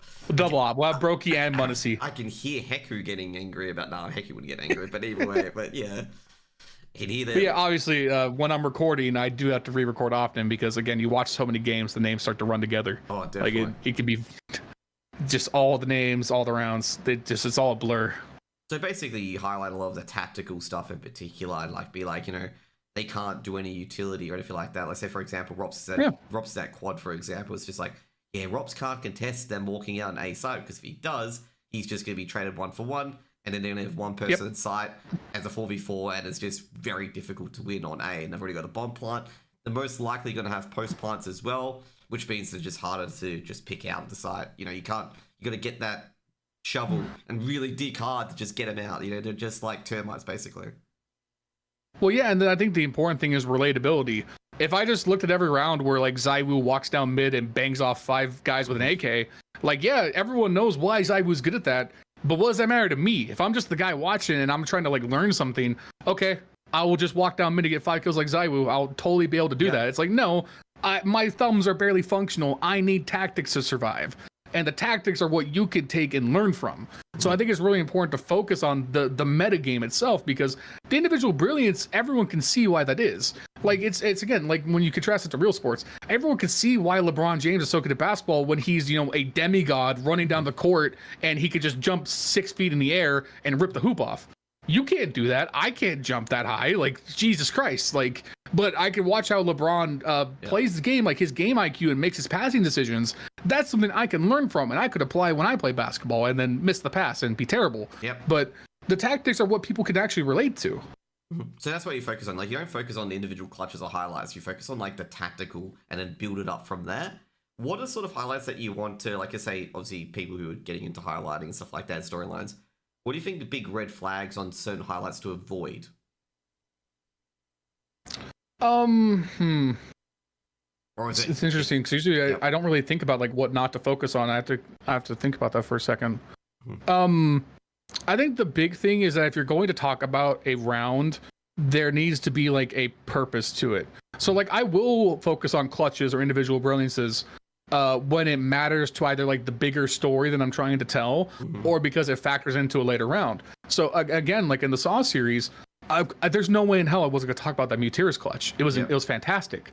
But if I was just talking about that nuke game and that was the only round I went into, that doesn't really tell a full story, because there were the rounds before it that built up to that point, or there were other tactics that Saw had to run that made that possible. So you have to just take it all in the broader context of the video. And usually it's just kind of like, to be honest, a lot of it's just making it up as I go. Like I'll be watching the rounds after the fact to find footage, and I'll find something there that I missed from the tournament, and then it just kind of builds from there. Or sometimes, this happens all the time, I'll record 5, 6, 7 rounds yeah. from a map, and then maybe use 2, maybe use 3 in the actual video. But it's important to have that leeway because, one, you're going to need like filler footage when you're not making a specific point. And then 2, maybe you want to talk about something and then you start working on it and then the point doesn't work, or maybe you want to put it somewhere else. But you have to be moldable. You can't just like say, okay, ZywOo had 30 kills in Dust 2. I'm going to look for the rounds where he had the 4K, the 3K, and the 2K clutch with the op. It's like, you can kind of do that, but you got to be more flexible. Yep. I guess I feel like you script as you go along, pretty much, like with what you're doing here. Like as you go on, you script. So I heard when you said you didn't script, and I'm just like, I don't know, I feel like you script as you go along, mate. Like you just do basically. Yeah, but like I don't like literally. If I wrote down what I was going to say, I've done that before, and that's how I started. Like I think it's because I did it so much when I worked in Valorant for Skill Cap. They made me script everything because they would take my scripts and use them for captions. Yeah. So I had to be fully scripted. But I think going along and that process of building scripts for all those videos, I just got to the point where I was just doing it one round at a time, and then I would just go write it down afterwards. Yeah. So like I was just building the script in my mind as I went.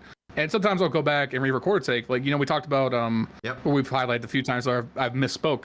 There was in today's video, I totally like flipped around the overtime in the Saw FaZe game. I said Saw split their first 2 overtime rounds with FaZe on the CT side, but that was on their T side on the second half of overtime. Yep. So when I was editing, I was like, okay, I'm an idiot. I have to go back and re-record that bit, fix that. Luckily, it didn't mess with the flow or anything. I just had to just rearrange the words. Do you like use AI or anything like that for your transcripting, anything like that, or is it just not that great yet? Hell no. Yep. I am super anti AI. I think it has its purpose in certain things. Like if you were using it, like if you were writing a program, you were like writing like machine language to like make a robot do something, and you used AI to fill in the gaps, then yeah, that makes sense. But I think AI getting anywhere near the creative process, using it to make any kind of art. Yep. I'm super against it. I think it's just. I meant for the transcripting. Okay, I didn't want to use it for like the entire video. Oh, okay. I meant for the transcripting. If you use it for that, sorry, I worded that question badly. Okay, yeah, that's my bad. No, that's my bad. I guess I could. I think YouTube's auto captioning already uses AI, and the auto captions are a lot better than they used to be. So I could go in and probably do it, but the YouTube auto captions seem to be perfectly fine. When we were talking about before we started the show about how I was highlighted by that Brazilian YouTube channel, the only way I knew what the hell they were saying was I used the English auto translations on YouTube, and they were really good. So, yep. Also with like storylines and highlights in particular, like how do you build them? Do you build them on their own? Look at other sources, or what do you do in that area? Or basically, the storyline can change as it goes along round by round. I think it's good to kind of build like a concise narrative. Like obviously with like I keep going back to Saw because it's the most recent thing in my mind. Yep. Saw have just the really great storyline going in. It's this miracle run. It's the furthest a Portuguese team has made it in a tier 1 event. Definitely. And then they're doing it in such like a clear way where like you can really define like what Saw is doing for success. So like building into that narrative and really like going deep on like, I built this up as like a David versus Goliath thing. Like, FaZe are the gatekeeper. That's what they've always been. Like, if you can beat FaZe, you can hang. And if you beat FaZe, you are welcome in the club. You're allowed to be here. Yep. So if you overcome FaZe, that's such a big deal for your team's status. So I think some of the narratives are really easy and they're really upfront. But other times, I think it just kind of comes naturally where it's like, ZywOo has struggled so much with Vitality to win trophies. So like if Vitality, if they win tomorrow, that's a big moment in ZywOo's career, because right now in the context of CS2, with Sybil being gone, ZywOo should be the #1 player in the game. He should be contending to be the current best player, like the future GOAT of CS2. This should be his time with Simple gone, but he hasn't lived up to that number. And every time that ZywOo doesn't quite live up to it, do we start to doubt his ability to be that guy? So I think some narratives, they come easier, but it's very contextual to like whatever series I'm covering. Sometimes, and this is another thing that I had to learn, there are some series that they're just better to just kind of skip through. Like if it's a really boring stop, like when G2 were destroying teams like by 10-round leads, I would just mention and say, G2 they stomped the Mongols or whatever. Like there's like 5 rounds they won. Yeah, it's on to the next topic. It's like basically they did what they needed to do. That's pretty much the story. Like if G2 there's nothing to go into. It's like G2 like Nick their win conditions actually worked, and that's what they needed to do. Next series. Yeah. Perfect example, when they played Astralis, I didn't talk about either of G2's wins in that video, because the only game that was interesting and worth going into was Mirage, where Astralis actually fought back and they called really good T-sides to play around G2 and sneak out that win. The other two games, yeah, I mean, they literally got stomped out. I think it was 13-4 and 13-1. Yep. There's nothing to delve into. Nico clicked heads. Yep. I'll see you guys next time. Yep. Like there's not much substance there, because when you're overwhelmingly winning the rounds, like I'm not gonna, for the sake of brevity, for the sake of the video like having flow, I'm just not gonna focus on that, because what is there to talk about? Yep. So what sort of storylines do you like and highlights do you like the most? Like, you obviously had the David Goliath one. Is there any storylines that you like using or utilizing? I think everyone loves obviously like a good upset, but the problem is that like people will overhype certain upsets when I don't think they're really warranted. Mm-hmm. So like 9Z, I think we're generating a lot of hype in the beginning stages of Clone because they were looking so good. Like similar to Saw, like their tactical base was super solid, and then they had individuals who were doing really well. Mm-hmm. So like I really wanted to build into that narrative, and then obviously they got crushed like right away. And so now you have like this thing that was like they were starting to like peak. Like, could they actually make a threat? And I really thought they could. I had a lot of belief in 9Z to like do something in the main stage of Cologne. And then it's like, okay, well, they collapsed. What went wrong? And then also, what can we learn? What can the team learn to continue to go forward? So an upset where it's just like one player popping off, I don't think is as interesting, because how repeatable is it? That's like the ultimate problem, right? Ultimate was like the fourth best rated player at Cologne. Is he going to repeat that? Unless he's suddenly, like I said, a top 5 opper, I doubt it. It's really interesting to talk about what Liquid did. Yeah, the honeymoon period. Yeah. So you have to take that in the broader context. And then also, I'm a sucker for FaZe, and I'm a sucker for complexity. So I'm going to talk about those teams with a lot more interest than other teams. Like compared to Virtus Pro. I mean, it's like a running joke now in my videos. If Virtus Pro do bad, I'm going to just like be as brutal as humanly possible, because I don't like the roster. You're anti-fascist to me, because anytime VP does good, I like talking about them. Well, that's the thing. I made this very clear. I want them to do good, because when they did good, they had a couple good series back in Dallas, and I was like, they could be a top 5 team. When Jame was popping off, and then Electronic was doing good, and he was like this aggressive X Factor element. You saw the vision. Yeah. Like suddenly the Flit Fame Electronic combo. That's like, dude, you have so much rifling power on this team, and then they just continue to disappoint. Yeah. It got to the point where I would make one recap where I was like, dude, Virtus Pro are on the verge of breaking out, and then the next video, Virtus Pro shit the bed. And I'm like, why did I even bet on Virtus Pro in the first place? You guys continue to betray me. So now it's like, I won't even bet on Virtus Pro. Like, I don't trust them to win any game. Yep. What do you think about talk about complexity before we move on to the next topic, okay? What do you think about complexity picking up a Liege in that roster mania two years ago? I put this down as the move of that entire roster mania. Yeah, for complexity, I mean, the value's been insane, right? Complexity, they went to the finals at Sydney. They've been a threat in a couple other tournaments. If nothing else, their stock as a team has risen. They've been in the top 10 for like the entirety of this year. And I think it's pretty clear that like they are a second star away from being a totally legit like top 7 or better team. Because I think if you were to replace probably Grim, because I don't think you can find another opper that's going to match Halzerk at this point. Like if you took like a Hext from NRG maybe, or another one of those like really good tier 2 NA riflers that are starting to come up. The couple names are escaping me. Just take Lake, someone that was just pick Lake and put him in. Yeah, so let's assume they could get Lake. Yeah. Wait, Lake's an opper, isn't he? No, Lake's a rifler. He plays at M80. I swear, I must be thinking of somebody else. You must be thinking of Slacks. You must be getting confused with Slacks. I'll have to refresh myself. I thought Lake was an opper. Maybe I'm just totally mixing names. You could be getting confused with Slump. Is Slump an opper? Because he's one that's been talked about as well. Don't worry. I messed up as well. I called Keen. I thought Shady was the AWPer, not Keen, on Simplify. I completely forgot that Keen was an AWPer. Oh yeah, I guess. Yeah, I don't know why I thought Lake was an AWPer. Just shows you how much I've watched M80 lately. Yep. I can't cover everything, unfortunately. But anyway, so yeah, let's just swap in Lake. Yep. And then Halzerk gets like a little bit more consistent. I think his attitude right now is kind of a problem. I think people are underrating JT. JT is like a very good in-game leader. Like, you don't need a new in-game leader for this team. I was about to say the same thing. JT is heavily underrated, not only just because IGL, but he's able to trade out and stop star players from being star players. Like, dude, he has like, he's good for like a 1 or 2 insane clutches like every tournament. He's like that fire blanket. Like, when like Nico gets a kill and he's could get for another, JT's like fire blanket. Nico, fuck off, you're gone. Yeah, So I think that Complexity are one of those teams, a lot like Virtus Pro, where they're really close to breaking through. I give Cole a lot more benefit of the doubt because I like them better, and I'm a huge Elise fan. Yep. So I do think they need to make a change. I don't think this roster is it, but they're really close, and it's the best. You know what I mean? They're the best like NA, like true NA roster we've had in forever. Yeah, that's why I said it was the best move that they did picking up a Liege, because they got rid of Fang, they picked up a Liege, and Complexity have gone from like being a top 20 team to like top 10 and can get in there as well. Obviously, they're a few pieces I think away. I rated them number 9.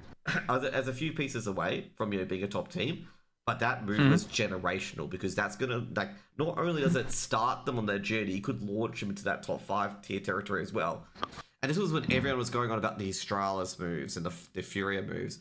And I'm like, Fallen to Fury is terrible, and it's turned out to be not very good.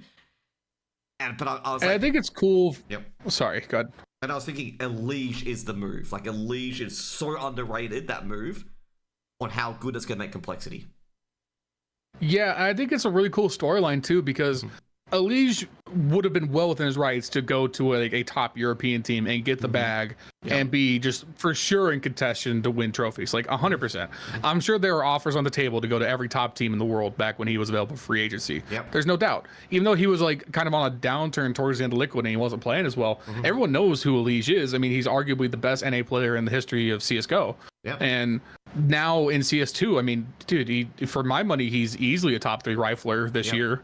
And he's been number 1 at some point, especially when Nico wasn't doing so well.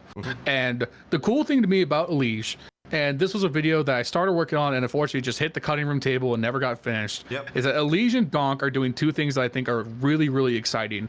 And that's that they've redefined what an aggressive like entry player can be. Because I feel like throughout the entirety that I've watched Counter-Strike, going back to like 2013, because I'm new to CS in the sense that like I didn't know anything about Source or 1.6, but I watched pretty much the entirety of CSGO. And for however many years, the entry was considered a support role. Like Apex is the best entry of all time, but Apex was always, you would expect Apex to go in, he'd get the first kill like no matter what, because he was insane, but then he would die right after, and then right behind the rest of the French would swarm in, and suddenly Dust 2 was lost.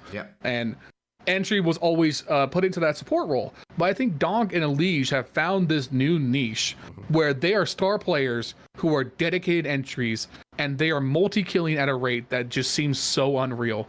Like, it seems just dumb. Like, it used to be like the classic, like when Simple was hard carrying Nabi, you'd be like, okay, Simple, go here and open up the bomb site, and Simple would go get 3 kills. And we'd be like, but this isn't like good or healthy for the team. But when you build around that, and suddenly you can make it like a defined play that Elige is going to burst out elbow on Ancient and just get 3 kills in mid, like every time. It's such a cool weapon, and it changes everything about how the CTs have to deal with you, and you're taking space like in a way that like just hasn't been done before. And I think that's only possible because CS2 at first mechanically was so different that rushing was a lot more advantageous. And now I think we're at the point where they fixed a lot of those netcode issues and the game is more similar to Go, but people learned how to play that way and it's stuck. Also going to say as well with Elige, it's not just the fact he can entry very well, but his analytics for the game. Because I remember he sent a tweet to Kojimo about discussing Davenport University's game plan. And he was talking about, don't be predictable, don't telegraph your executes, sometimes you might want to take a contact play, make sure your play has some purpose, all the stuff you've been saying all podcast. And he just sent that giant detail. I still got that tweet. I'm trying to find it somewhere. I can send it to you guys after. But it's a tweet detailing what Davenport University can do in certain rounds and whatnot, and what was good and what was bad. And can you imagine how much work he puts in his entry work if he's detailed with that analytics on that end? That's why he's probably I think 100%. Yeah. I think him and Twists are one of the like few examples of NA players who kind of transcend. Like they play the North American style. They play very free, very loose, and very aggressive. But they're 2 of the best like IQs for the game we have ever seen. Like the way they both look at the game from an individual perspective is like unheard of. There's only a handful of other really great players who think about the game in the same way. You think of like a Nico, a Simple, a Zaiwu, like all these players, like they're like supercomputers with how they analyze the information and make their own space. Doesn't always translate to be an IGL twist. Let's slow down our roll a little bit. But the way that they think about the game is just different. Like you could try and play like Elige, it's not going to work because not only is he one of the best mechanical players in the world, but his ability to just absorb information is second to none. You know, it's like LeBron James. LeBron James is the best combination of athlete and intellect the NBA has ever seen. His game IQ is just so much higher, and then he's front flipping over you and ripping the rim off. Yep. We should get to the next topic because we're definitely getting very off topic on the original one. We've had to build highlights and whatnot, and how to recognize players. But it all matters.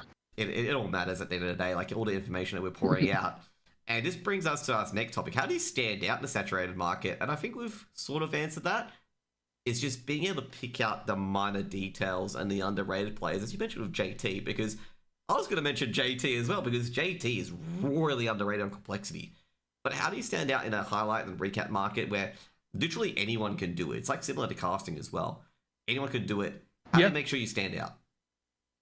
I think, but just like casting though, there's a very clear difference between the people who like have the quality behind it, because I think that there's a saturation of people who just post game highlights, because you get the game highlights from the tournament organizer, and then there's a couple dedicated channels that'll post highlights and frag movies. That's exactly what I'm talking once again about. But once again, like originally what I said, there were two types of analytical content in CS. There was demo review, and then there were podcasts. And podcasts are great, and they're wonderful. I listen to a lot of them still.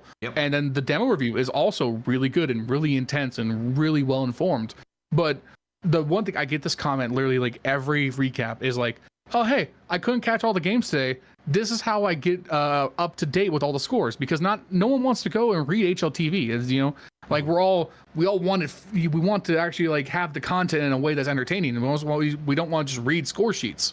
So to me, I saw that, and because like the Sports Center stuff from my childhood mattered so much to me, and how I fell in love with sports there, I was like, there's no one who's doing Sports Center for Counter-Strike. That was a totally open niche. Unless there's someone else that I'm missing, I have not seen anyone else who does something like what I do. Yeah, I haven't seen too much. That's why I got you on in particular, because I'm like, this is an interesting little topic that I have no fucking idea about, but I want to learn more about it. Yeah. So it's like, because usually it's condensed into the tournament itself. Like you'll get the post-match analysis, and then they'll talk about all the games at the end of the day. But one of the things that I've watched by the numbers and all these other podcasts over the years, we all know that the analysis segments just aren't viewed as much. You get like 80K or whatever, like on the YouTube stream for the game, and then as soon as the analysis segment comes on, it drops off by like more than half. Yeah, everyone's already. So people aren't seeing that content. Everyone's already in a cafe. You know, you're ordering a hot dog or a chicken roll, whatever it is. Like nobody really cares about the desk content. Yeah, that's why in sports broadcasting it's been an issue too. That's why stuff like Inside the NBA is less about the basketball content and more about the comedy and the personalities they bring on. That's why they have Shaq and Charles Barkley on. Not because Shaq and Charles Barkley are really good at giving you like analytical basketball content, because they're really fucking funny. And that's why that works. And then all the skits DSL do are really entertaining, and their desk segments are amazing, but not many people tune into them. But there are plenty of people who are going to come home, the tournament's already over for the day, they don't want to go and watch the whole tournament. Maybe they'll watch the highlights, but if someone's taking those highlights and is giving you like the quick, this like 5 minutes, sometimes maybe I'll do like 10 minutes for a single series if it's really in depth, and then they know what to know for the next day. Every time, you know, you mention about the guys who are funny as hell, I remember, for some reason I call him Jow Smith, but that's a basketball player. It's the guy who rails on the Cowboys nonstop. He's my favorite guy. He stirs up the Cowboys. Pat McAfee. No, not McAfee, not him. They're one on ESPN that just, you know, always just rails on the Cowboys when they lose. I feel like everyone's just on the Cowboys, so that's like, we're not getting more specific. I know, true, but he's like, you know, he's the one that, like, you know, they made a massive mistake, you know. But also, like, I think an important part is... That's right. How about them Cowboys? That's his phrase. That's right. God, I could have told you the name. I can't remember his name, but he's one of my favorites because he's just so funny. You know, just watch his segments when the Cowboys lose, because I'm like, how about them Cowboys? But I do think there's another aspect that like I want to straddle the line too, because I think Stephen A. Smith is like the perfect example. But Stephen A. Smith is a very good journalist. He's been a journalist forever, and he writes really good in-depth articles, and he'll write really interesting think pieces. But then he goes on TV, he puts on the persona, and he starts yelling at Skip Bayless, and everyone's super entertained by that. So I do straight the line where I will include comedic bits in my video, and like I'll try and make things funny where it's appropriate.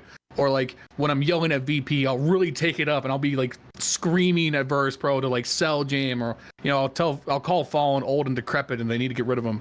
Like it's important to have personality, because it's so easy to just like be robotic and just go over the scores. But I want people to watch, not just because they want the information, but because they enjoy my presentation of it. And that comes with whatever good and bad there is in my personality. And, you know, I'm a snarky asshole by nature, so I have to include that snark in my video somewhere for it to be like my content. Do you like, you know, kind of like, you kind of had to like put some personality into it, as you said. Like, do you have like any like mentors or like inspirations of where you're taking it from? Like, you know, you got urinating tree for the NFL, for example, and everyone fucking loves his videos because, you know, builds in that persona. Do you have like any like inspirations from different content creators that you've taken things from and putting into CS? I think the easiest two people that 100% affect how I go about this is that I've watched Thorin and Richard for, you know, the past decade, never back down from saying whatever's on their mind, good or ill, even if Thorin sometimes says the most ridiculous things. I know. But the important part is they stand on it. They stand on it 100%. Even if they're wrong, they're going to double down, and they're not afraid, because I think it's so easy to just try and like play to the crowd. But like, I want people to disagree with me. I want people to argue with me. I want people to like say I'm wrong and give me their side. So like when I'm getting really mad at teams, or like I'm pointing out that like I don't like what Fallen's doing in the Brazilian team, I know that there's a very rabid section of the Brazilian fan base who might get mad at that. But like, I want them to respond. I want them to work. I want that dialogue to be there. And then most importantly, it wouldn't feel like me if I just kind of like bowed down and like, you know, and you know, just kissed the ring. Another good example of that is I and a lot of other people didn't cover the Esports World Cup, because there's part of me that's like, I could have just taken the money that would have gone. It would have done well on my channel. I would have gotten all those views, and it was just coming out of the player break, so there was a lack of content. But morally, I couldn't stand by it. And you know, it's so easy to just say, you know, the check comes in, and when you're not making any money, that's even harder to say no to anything that's potential, right? But I would have had to just sit with it and realize that, like, I chose to let go of something I believe in for the sake of views. And I don't want to do that. I gotta say, overall, like, you know, if you're gonna protest something, especially on your principles, there is a sacrifice to it. You have to sacrifice for it, and obviously you understand it very well. Like, you know, well, if I don't like what Esports World Cup is, I cover it, I lose my check. That's the consequence. I understand that. I don't like people who try to be like, oh, but I need it for my mortgage. It's like, no, if you protest on your principles, you have to have some sacrifice. You can't support principles just because it's convenient to you. Yeah, and if you're going to take the check, you just have to be honest about it. Like, don't try and play both sides, like you're saying. Like, if I'm gonna, like, and then the other thing that I have to start thinking about is if I was going to take sponsors. Like right now, I'm sponsored by Advanced.gg, who's another one of the many energy drink supplement companies in the space. And compared to other companies, Advanced is someone, they were endemic to Destiny. They work with a lot of Destiny creators, so I've known about them for a long time. And then when I look at what they're doing compared to other companies, I chose to reach out to them first over other companies because I was more agreeable with what they were putting out in terms of their stances, what they were putting out as a product. And I wouldn't want to just like shill something to my viewers. So like if it was like a gambling company or a skins gambling site came to me, I don't think I would take that. If it was like, you know, a site like Skins Monkey, which is just like a trading site, that to me seems fine because it's just moving skins from one place to another. But you know, we're talking like a casino or betting on games. I think personally I wouldn't take it because while I have no problem with gambling or betting on sports, I don't think there's enough regulation. I don't think there's enough what's the word? I don't think there's enough consequences to people doing it in the space right now, especially when it comes to catering to younger audiences or, you know, catering to people who have gambling issues at all. 100% like agree. My huge issue with American sports as a whole. Yeah, like my huge issue with American sports as a whole right now is we're seeing this happen in real time where the NBA 5 years ago, you would never see like the betting odds, the over under or whatever. But now all they are always talking about the over under and the wager during the game. They talk about during halftime. It's on the court.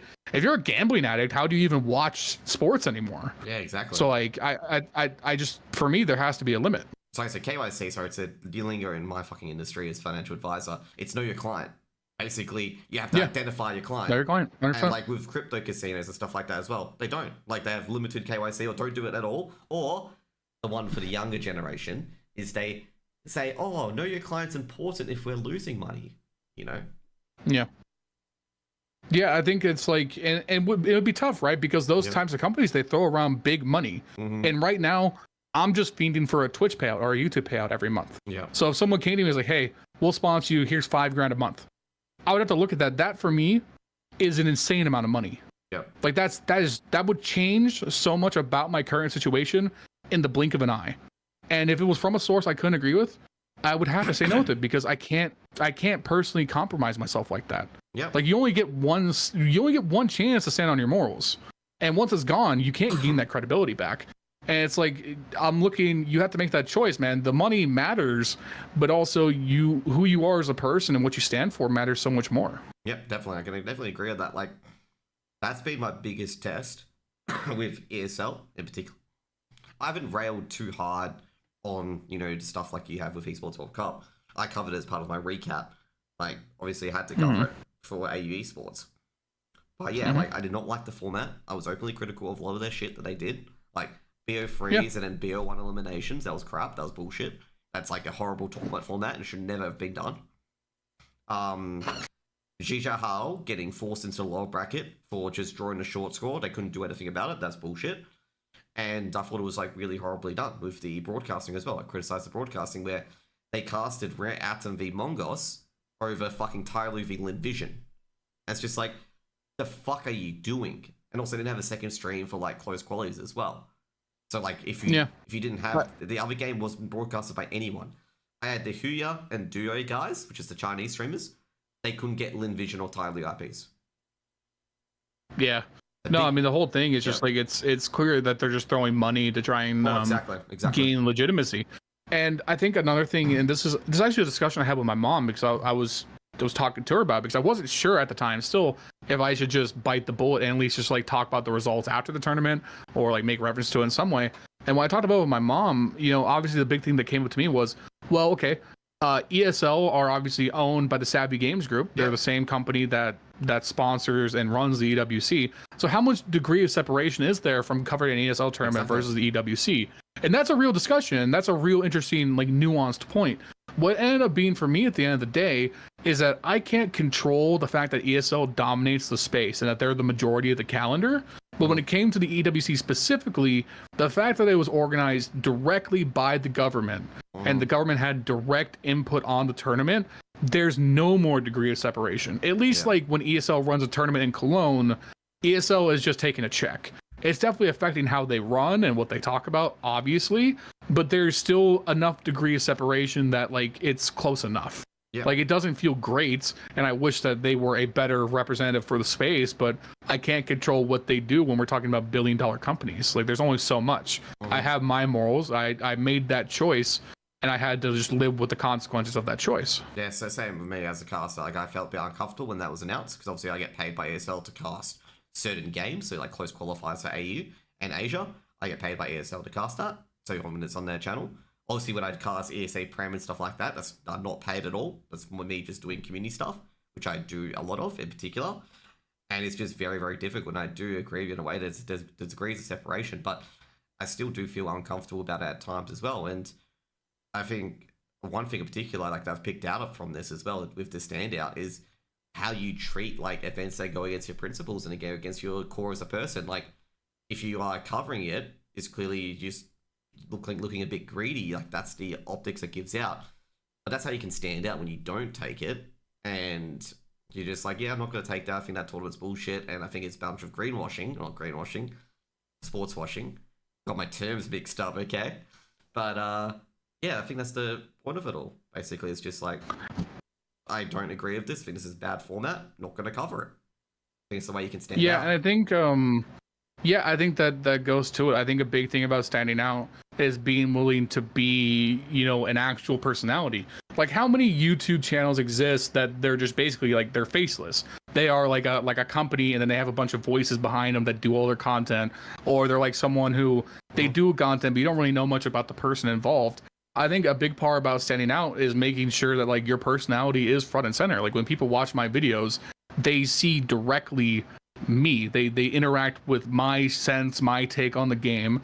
And sometimes I'm wrong. Sometimes I make a take that's like just totally wrong, or like I call wrong on a team, or like maybe like I make a. That's what I'm gonna say. You don't want to read my articles with me ripping on G2 when like, I am Dallas. I'm willing to be wrong. I don't mind that. Like You know, I went out and like one of the first times VP betrayed me. I was like, why is Norbert on this team? I didn't rate Norbert at all. Oh no, Because that's the last like 2 tournaments he'd been awful, but obviously he is a good player. Yep. But just like in that moment, that's what I was feeling. I wasn't afraid to like put that out there and be wrong. And then also going off of that, it's important to just do a ton of research. So like I listen to a ton of podcasts. I listen to other creators talk about the scene, and it's important to like have that like wide net, because there's a lot of stuff that like wouldn't otherwise be on my radar. Have you ever like thought about, it's important. Have you ever thought about bringing players on or collabing with other players? Like, you know, just hopefully talk to the agents and then get them on to go for a round with you or anything like that? Oh yeah, dude, come on, that'd be sick. What was cool was very early on I got to work with the Refrag guys, and I've talked with Mike several times. And obviously Elige co-owns Refrag. Did you tell me if one day Mike was like, hey, do you want to work with Elige on a Refrag video? I'd be like, yes, please. Yeah, I'll do that in a heartbeat. But yeah, no, I think that's definitely something that will come with time. I think there's definitely, I know that like obviously I'm not gonna be one of those guys who just gets to like play FPL with a bunch of the pro players or like other like top NA players in the scene. I'm not good enough to play. I'm not facing level 10. All I'm gonna say though, if you try to do that, you're gonna be like Loba and hate CS2. Is that what you're trying to say here? No. I think I'm gonna do exactly the opposite of Loba to establish myself in the scene. I have to honor my teacher Richard Lewis, and I cannot go down the path of Loba. I think I would be doing him a disservice. That because as soon as you mentioned FPL, I'm like, this is Loba territory, isn't it? No, but like I know. Here's the thing, right? If I was good enough to play at that level, I would have pursued being a pro player. I understand that, like I'm good as a casual player, but I'm not those guys. I'm not like Austin. Like Austin is obviously someone who grinded up and can play at that like FPL level, and now he's playing with Flom and Mythic, and he's probably good enough to like play casual scrims with all the good NA pros. Like I know that's not my niche, so it's not a niche I try to operate in. I stream myself playing CS2 all the time, knowing that people are gonna walk in and watch me whiff all my shots. Like I understand that, and like I've gotten a lot better as I've started playing CS2 again. But like I also know that like I'm very much a casual player of the game, and my focus is watching the games and trying to extract that information, that value from the pro scene that other people may not see. So I think it's important just to make sure like you know a lane you're going down. But I mean, I'd love to work with other players. It'd be sick. Exactly, man. It's one part to stand out, but I think you've got to completely like, you know what you're not, but you got to stand out in the areas that you are. And also gonna say for Austin particularly, to add to Austin's little credibility, Austin was always the first person to put his hand up if a team needed a sub. Like he would always sub in right away. Unless I'm getting the Austins confused, but I'm very sure that was the Austin that, like, if the team needed a sub, he's like, here, going, no, sub me and I'll play for you guys. Austin CS, guy who does all the nade lineups. Yeah. Like, I'm very sure, unless I'm getting the Austins confused, because there's one. Just got signed to play with Mythic and Vlom. I'm trying to think if they're the same, because there's another Austin person as well that would always, like, sub in for people and stuff like that. Maybe I've got the wrong person in particular, but we'll see. But like I know a player called Austin in particular that always would sub in for various teams and stuff like that as well. You know, we could probably confirm that later. But I think I've got the same guy. I think he's the guy that, like, if a team needed a sub, like emergency wise, first person up, hands up, it would be in there. I got another thing that I've been really focused on is that one thing that bugs me, it rubs me the wrong way, is there is this content mill around just hating on the game for like the dumbest reasons. Like it feels like you go on Twitter like every day and you're gonna see someone complain about no operation or no update today, or Valve, billion-dollar company, why won't they fix the game? And it's like, guys, compared to the first year of CSGO, the game has improved leaps and bounds. Like I feel like it's because everyone has like the shortest memory now.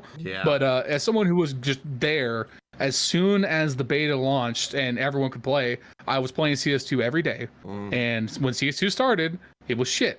Like the hit reg was awful, the movement was awful, the clipping on the teammates was awful. It ran even worse than it does now, and it doesn't run good now, but at least it runs better.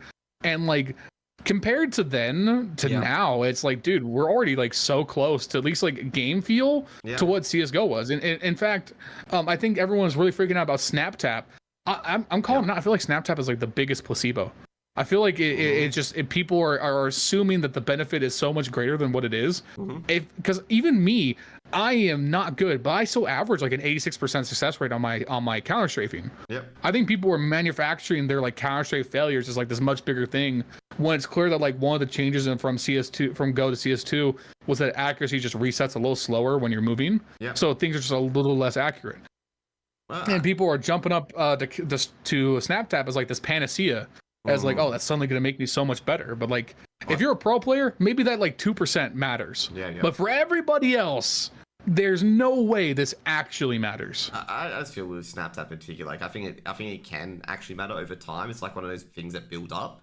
It's because I've seen a lot of it happen. I play WoW, and the add-ons and how that arms race is built up is just gone to the point where Blizzard have to design private auroras and stuff like that to hide mechanics, because the add-ons just literally play the games for them. The reason why I stood against it particularly, and I really hyped up that could be like a game changer, is that you're automating a lot of mechanics in the game, and it's going to get to a point where it's just more automation than the human element, and that's what I get worried about it particularly. That's why I stand against it. I should say that I'm still 100% thinking the Valve should just you shouldn't be able to use it. Yeah. Because it's like you're saying, slippery slope. As soon as you allow us one mechanical advantage, like another whole can of worms we're going to have to unpack is that the next generation of monitors are going to come out with built-in AI technology, and it'll show you how to see players through fucking smoke and shit. Like we were at the precipice of just people buying monitors with built-in wall hacks, and then we have keyboards that are going to help you strafe better or whatever. Like we need to just right now. It's like every time there's an innovation in the space like this, it's like golf when they invented the metal golf club versus the wood golf club. Yeah. We have to define what the restrictions are of what's allowed right now while we're in the arms race, not like 2 years from now after everyone's had to deal with it. And that matters a lot to me too, because again, coming from the Destiny community, the biggest problem in Destiny and like other console shooters right now are Zims, like people using Zim as a plug into their Xbox or their PC to like automate aim assist, like delete recoil and all this shit. And then Zims are sold as a product for to help players who are disabled. So they're built as like a help tool. But in reality, it's like, it can help people if you're disabled, but also, hey, you can just toggle the switch and turn off your recoil. It's like Fortnite with accessibility as well, where they have got the hearing stuff for people who are deaf, but people use it now because they can see it clearly on like their magnifying the movement. And also, not to mention as well, this shit isn't new. Like with what's happening with FPS. No. MMO community had it with WoW. Speedrunning it had it with tool-assisted speedruns, where like you could just... the tale is all the time. People will try and find any advantage. If anything is competitive, and then especially when you get to the pro level and there's money on the line, people will do everything within and without the rules to gain that little bit. Because for me and you, 1% doesn't matter. But when you're the best player in the world playing the second best player in the world, 2% is the difference between you winning $100,000 and winning 25. Also, I was going to say, like, this actually really blends into being standout and whatnot as well. So you were talking about hating CS2 in particular. Like, you need to stand out, you need to really look at what to stand out on in the long term. Because, like, hating CS2, you just have to make shit up as you go along towards the end when CS2 gets better. Because you can tell, like, Loba to start has some good points, and then you got to the end of it, it's just like, mate, you're just making shit for the sake of it. Like, the entire fucking... You're just hating on the dumbest shit. Like, the entire debacle about the fucking operations, where they said, an operation could come out in 3 months because anniversary's coming up. And people manufactured that there was an operation 100% coming out, and then when they got disappointed, when their own expectations they created were not met. It's like, and even... I bought into that a little bit too, where I was talking about these updates. I was like, if you asked me, I thought it was pretty likely we would get an operation before the Shanghai Major. I thought that made the most sense. I don't think it's going to happen, but if Valve were going to drop one, it feels like the right time to do it. But I mean, it doesn't mean like I'm waiting every update. Where's the operation, Valve? Valve, why are you doing this to me, Valve? But it's like there's actual things to be mad about with the game. Like I think Elige 100% nail on the head. If the next like 3 major updates are not focused on fixing the optimization of the game, what the fuck are we doing? I'm going out on Nuke A site and there's a smoke and squeaking. If I look at the smoke, I dropped from 160 frames down to 40, and now I'm getting fucked because of it. And someone throws a Molotov into a puddle of water, and suddenly all my frames are gone. And we're still having that issue. We need the game. The biggest valid criticism is that the jump from CS2 to CS2 has killed the performance on mid-level PCs. And we can't have that. they have to be focused on the automation as like the biggest thing going forward. Yeah. So I do remember, I think it's Path of Exile was heavily criticized for their lack of optimization on their game. And they've made leaps and bounds on it now since a lot of other ARPGs have come out. But yeah, optimization should be the first part. Every fucking person who complains about operations, like, bro, your shit doesn't matter, okay? If the gameplay is not good, you don't get any skins. No one's buying skins. No one can see them on the pro level. But it's just so frustrating. Like, is hating on a game or being negativity a pathway to standing out in a saturated market? Or is it just into the 100%. I think absolutely. I mean, that's the thing is, if you have a positive opinion, you'll get people to agree with you. But if you want to generate discourse, you want to have the negative opinion. It's artificial. It's not going to last. But if you want to make a standout, you want to be inflammatory. That's the same thing in politics, in life, in whatever. If you're the guy who's telling the other guy to go fuck himself, that's going to generate more conversation than if you shake his hand and try and make peace. Like people want conflict on like a visceral level because we're all lizard people at the end of the day, and we crave being able to like throw shit at each other. So like if having the negative opinion is really good for Twitter likes, but it's also makes you look like a miserable fucking person. Like especially when it's not valid, and it's just like when there's valid criticisms, that's like the perfect time to be negative. But then you're just like yelling at Valve, like, and you're making the same like 5 Reddit critiques, like, oh, $1 billion company, where's my new ancient, a small indie company? It's like you're just regurgitating at a certain point, and you're just parroting, and just no one cares. Like I think Elise is so on point too. Going back to the performance thing, like it feels like 3 months ago the game was running a lot better. Like we started off the game was running really badly, and then like we got better for a little bit, and then like the last like 3 major updates, the performance has like steadily gone downhill. And now it's like feels really bad, especially on certain maps. It's like, that's the thing you want to be mad about, because that affects everybody. Like operations come and go, but like being able to enjoy the game without some weird frame drop or dropping just stuttering around, like that's what's most important. And then also like the ping, like it's true. Regardless of the fact that hit rate feels better now, it only feels good on like 30 ping. If you're playing 60 ping feels like 100 ping in CSGO. Oh jeez. Like it's probably not something you deal too much with, because you mainly play like within Australia. I don't assume you like go out to many other servers, but ANZ has a ping issue as well. Like I get 60 ms to East Coast. Like most of the servers are in Sydney and Melbourne, so if you play from NZ or WA, it probably feels a lot worse. It's really weird. So like in North America, you play Face It. There's really only East Coast and Midwest servers. There's like no West Coast, like California servers. So like when I play Face It, I have to play in Chicago, and I play in Chicago with 70 ping, and like you die around corners by like a country mile, and the hit rate feels really weird. And then it just makes me want to just focus on playing Premiere, because I play Premiere with just my friends, and we get 30 ping, and the game feels great. So like it sucks. The networking long term definitely needs to be tweaked.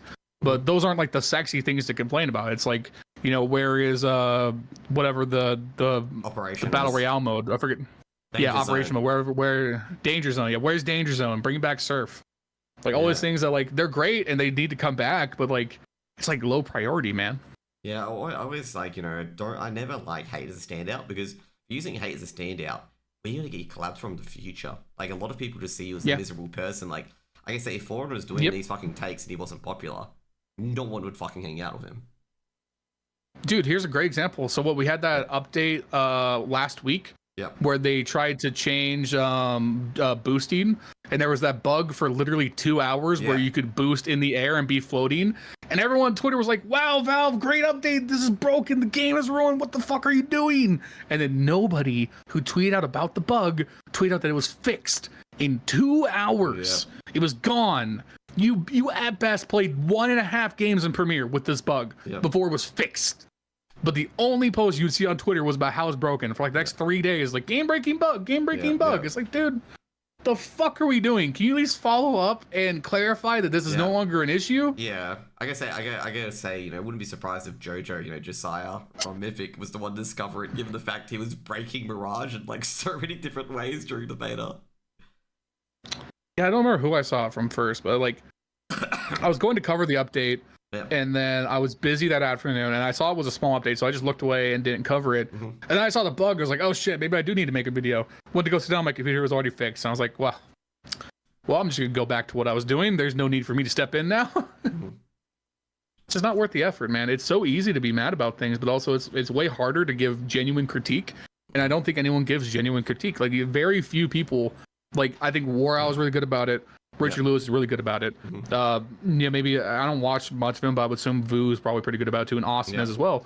But like, I loved watching Anomaly when I was younger, but now Anomaly, like you look at his Twitter and it's just complaining about the game, and it's just like nothing.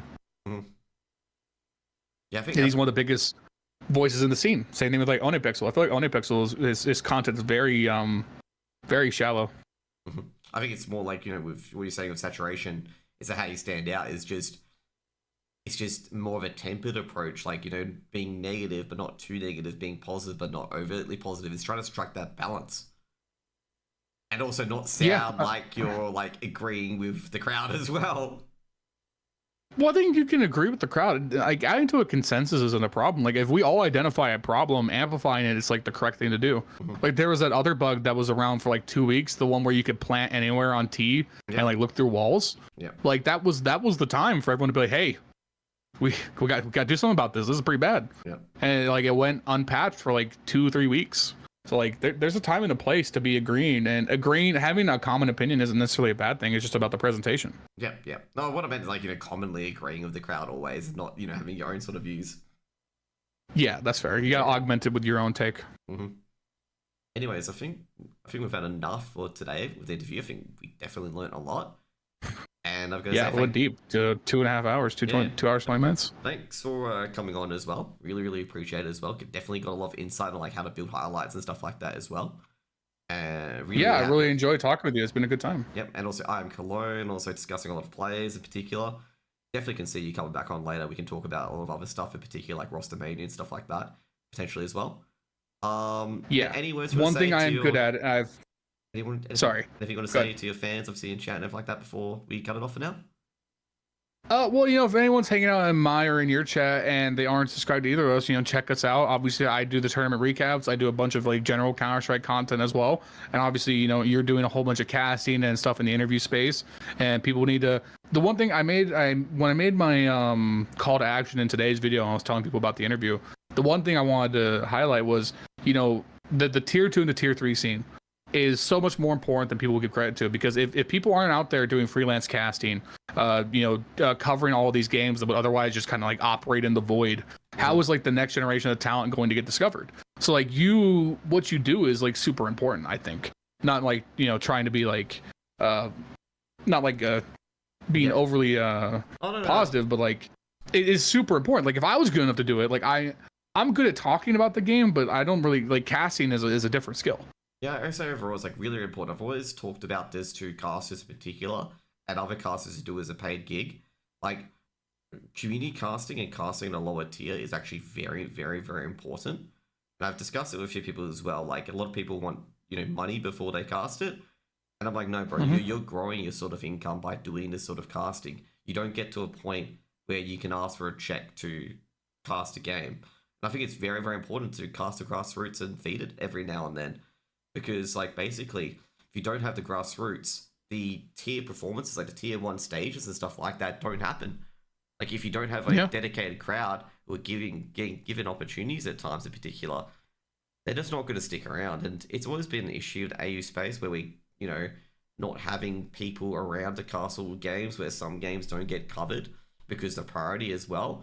And I explain this criticism quite a bit. I'm not that great at explaining it in particular. I don't like conflict. But I'm just saying, if we don't have games covered, and I'm forced to cover, Order, Chiefs, FlyQuest and stuff like that, because if I don't cover them, then they won't invest into the region, and they're very important. And I had this issue as well when I discussed it with people. I'm just like, I'd love to cast, like Eddie, so Viridian, he's an observer as well, Foggers and stuff like that. But when there's only one person, there's 6 games going on at the same time, there's only one person casting it, which is myself, sometimes. Other times, there can be other casters that hop in and whatnot. It's like, I have to just pick the Order and Chiefs game because they're investing money into the region, and if they go, then no one's getting paid, and everyone's a plug team, basically. Yeah, I mean, think about like what's happened to North America in the like post-COVID era. Valorant came out, we lost a whole bunch of tier 2 and tier 3 talents of that game. All the orgs went to EU or went to Valorant, And all of a sudden, NA's been just irrelevant for 3-4 years, and we're only now building things back.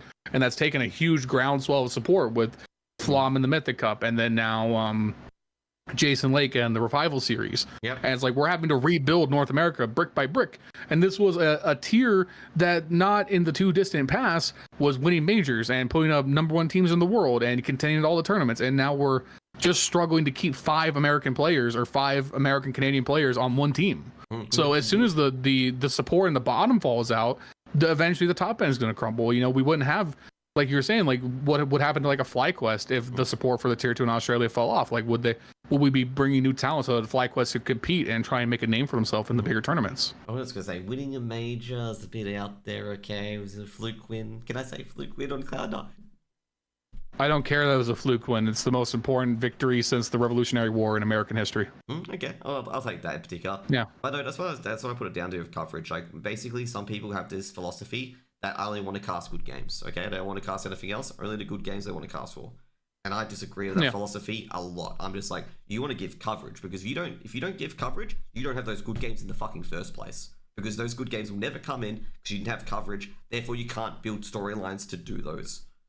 It's kind of like finding the building block to do so. Okay, that's kind of my philosophy in particular. That's what I take into going into CS. Now, when I'm casting tier 2, tier 3 AUCS, which I'm not getting paid for, I take that, you know how, you know, your dad probably did as well when you played sports, that they would, you know, do the scoring or do the umpiring, that sort of stuff. That's what I'm effectively doing for the community, is that you're building that to go in the first place. So that's why I go to a lot of these LAN events as well. Also just giving an opportunity for those players to be spotlighted. Yep. Like, not to get too far down on a rabbit hole, we're trying to wrap it up. Yep. But like, no one had heard of Ultimate before Twist had found him. He was just playing in like Polish FPL and like in the tier 2, tier 3 in Europe. And no one's like, those games, you would just never heard of him. No. Like if he didn't get picked up, he would have just kind of gone on and playing in obscurity. Maybe he gets picked up by a team eventually, but if he got highlighted on a stream at some point, maybe that contributed to Twist seeing him and him getting drafted. Like, it's so important for discoverability. Yeah, there's a few EU casters. Like, there's some really good EU casters that do cover this. I think Trav CS, he casted Ultimate. He was wondering why as well. Obviously, he's not a big cast in particular, but this is what's so important, because you guys got good casters as well in NA. You got Fi, yes, and you got Zinner, okay? I've probably fucked up their names. They are very, very good at picking out this talent, and also what I like about them in particular is that they will do open qualifiers that are not being paid for. Despite being paid on league and closed qualifiers, they'll do open qualifiers for organizations, and they'll also do ESA Prem with the community if they're not on. And also you got players, you got your casters like Boggs and Phillips as well. They will do the same thing as well. You also got a few others. Oh man, I forget their names, but there's one person who has a really fucking good production setup, and I'm impressed. Like whenever I cast, you know, a game with them in particular. And you guys got a lot of good casters who understand this so well. I just never get it on why it comes out not in this region. No, it's not Mordred. This is some guy in NA. I forget the names. They have a collab. They have a duo set up. That runs really well. Mordred's a good producer in AU, like really, really good. Mm-hmm. But yeah, like, you know, there's things in particular that people do have to realize that if you want a scene to be successful, you can't say just support the grassroots. You got to be out there supporting the grassroots. Yes, and that's part of it. I had to put a little bit of money where my mouth is on that because for a long time, whenever I'd watch Counter-Strike, I wanted to kind of be, you know, like, and again, this takes after just my influence from like Thorne and Richard. Like, I wanted to just kind of be like the elitist who like just focus on the big tournaments because those are the most exciting. You're seeing the best talent. That's the best Counter-Strike. That's what I want to focus on. But also, like, one of the best videos I've made in the last 3 months was when I covered the first NA Revival series, watching NRG and Stanislaus team. I love Davey as a caster. I love Davey. I really love him to be my color caster. He's good. Yeah, Davey's great. Like, but like, there's like that series, you know, that was a tier 2 NA tournament. Like, you know, they played for like $5,000. Like, it doesn't matter in the grand scheme of things. It wasn't playing for like world rankings, but it was a super fun series to watch to cover the finals. And like, you know, those guys like Hex on NRG, those guys are starting to break out. And, you know, OC might be one of the best NA operators in the next 2-3 years. So like, you know, getting a chance to take a look at those guys and get an early speculation on them, and you know, those guys could be moving into a liquid or a complexity at some point. Like it opened my eyes. Like, yeah, you know, maybe it's not something I could do all the time because obviously just covering the main tournaments takes up so much of my like my bandwidth, and the tournaments run into each other. But dropping back during some of the low points to talk about these smaller tournaments is super important. Now, I reckon you could probably reach a line out to Jason Like to see if you can give recaps for that as well. Also, I was going to say, he replied to me on Twitter when I did it, and I was geeking out that Jason like noticed me. I was having a freak out moment. Oh, that's good. What do you think about Walco in the NA scene as an IG? I reckon he's got some big potential as well. It just hasn't been given the right tools, or the right tools get picked up by Complexity or Liquid. I don't think I've had a chance to watch many of his games. Who does he play for again? Oh, gee, I forget who Walco plays for now, but I do. There's an underdog team. He used to play for EG back in the day. Like, he had EG Black, and that team performed a lot better than expected. But he's just been... I can't say I'm familiar with him personally, to be honest with you. Yep, okay. Anyways, hope you have a good day, my dude. Hope you have a good sleep. And it was nice chatting to you. Yeah, for sure. Yep, I'll be, if you guys want to check me out, you can find me at Lionheart CS. You can find me on Twitch at Lionhearts1337. Like I said, I cover the major tournaments. I do recaps for them the same day the tournament happens. I do general CS content. Yep. Come drop me a follow and check me out. And for anyone who's watching in my audience, I encourage everybody to go check out Josh and what he's doing and support his channel. These interviews are great, and obviously he's a great caster within the scene. And I was very happy to do this. It was a good time. Yep, and all my handles is Twitter only Joshin, YouTube only Joshin, and Twitch only Joshin. And you know what we got to do for you on your YouTube? Make sure you link your custom YouTube URL, because I saw your links in one of your things, and it's the old one. You know, it's called in numbers and letters. You need to change that. Oh. Yeah. Oh, like is my one of my Twitter wrong? Yeah. I was gonna say, what are your Twitter ones? Let's change that, because I got your Lionhearts one, and I posted in my chat already. But that's good. I will have to fix that. Anyways, man, thanks for coming on. Hope you have a great day. Yes, sir. You have a good day, man. Yep. See you later. Later.